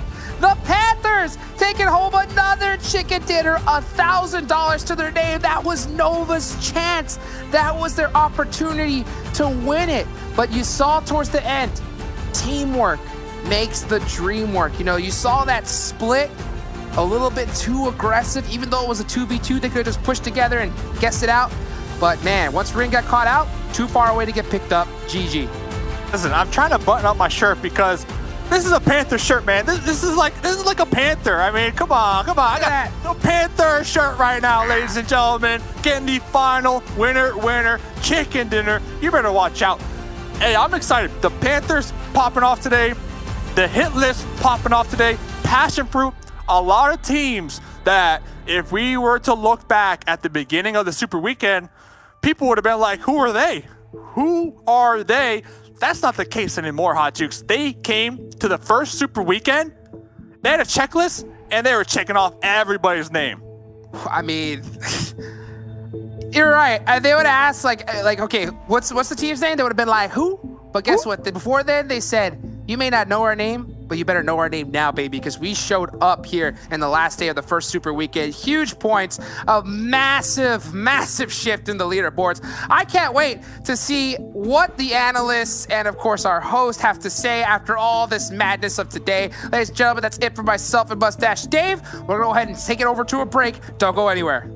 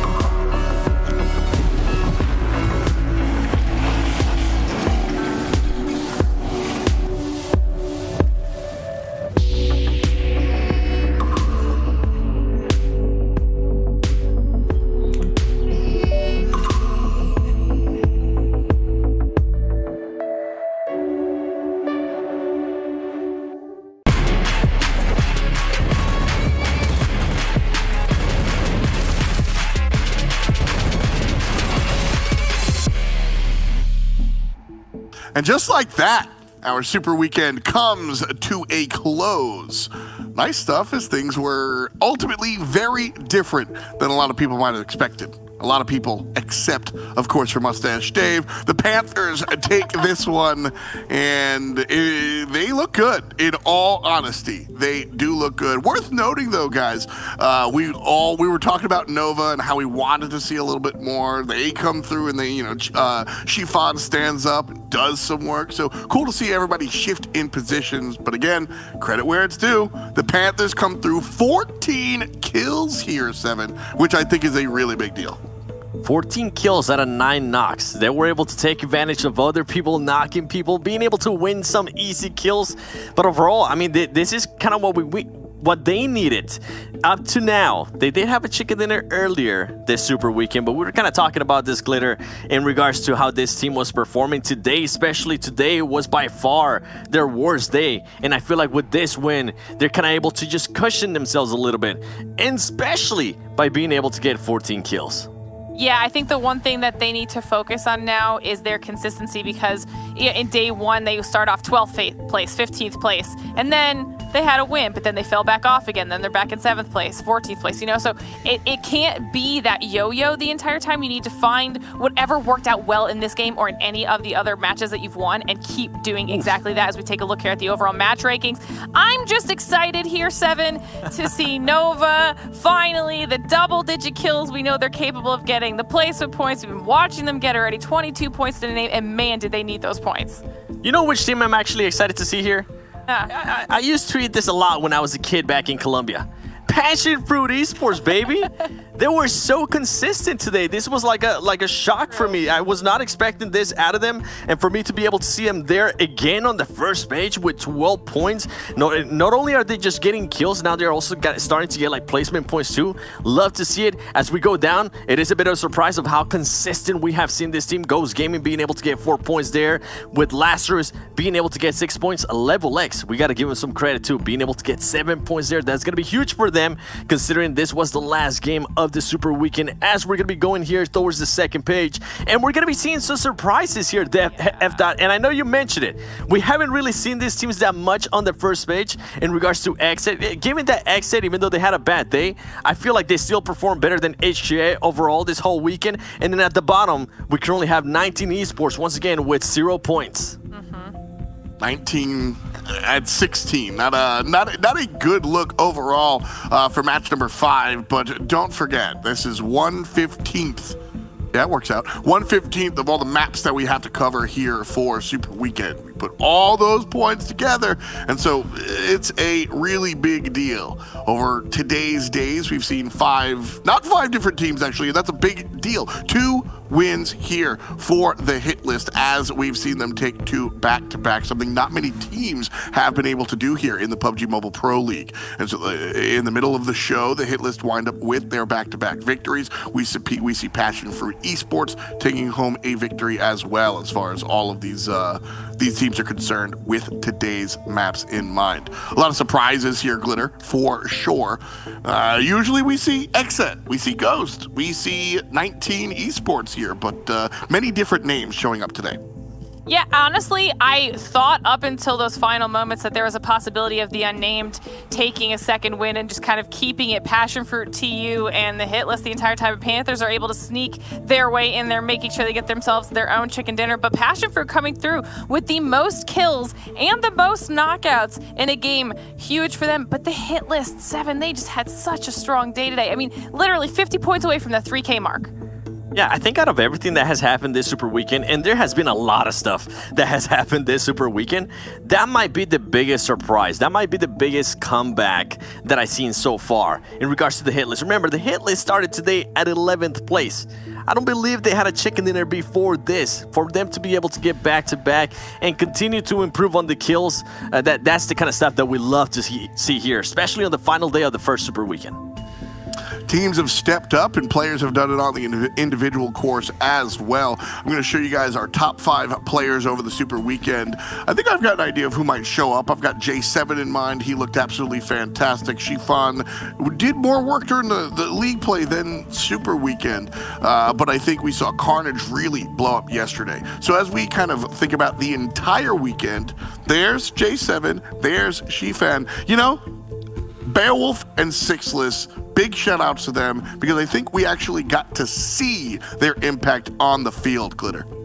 Yeah, honestly, I think that this is huge for a lot of the squads that are up here. Personally, it's nice to see Bayo up here, 7. I think we need to give a little bit of love to Bayo, you know, because we've made comments the entire Super Weekend about how he seems more aggressive. The whole squad seems more aggressive. He's the IGL. He's making these calls for them. But not only that, he's obviously the hybrid. He's putting out the damage. He's averaging a good amount of kills. But we've got huge names up here. We talked about J7 so many times, and we saw more plays coming out of him today. We talked about Spec and Ghost in general. Sixless, we literally got to highlight this morning, and we talked about Gfon in the league play portion so much, and then Nova and just in general throughout this entire week. There are so many strong players on this list. It's just really impressive lineup.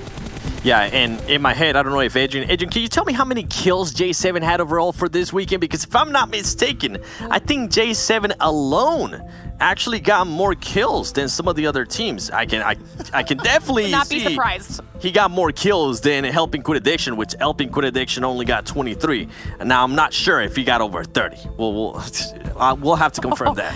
I could see it. Yeah.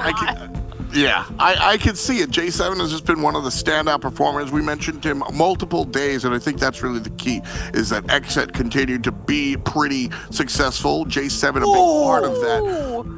33 kills for this man.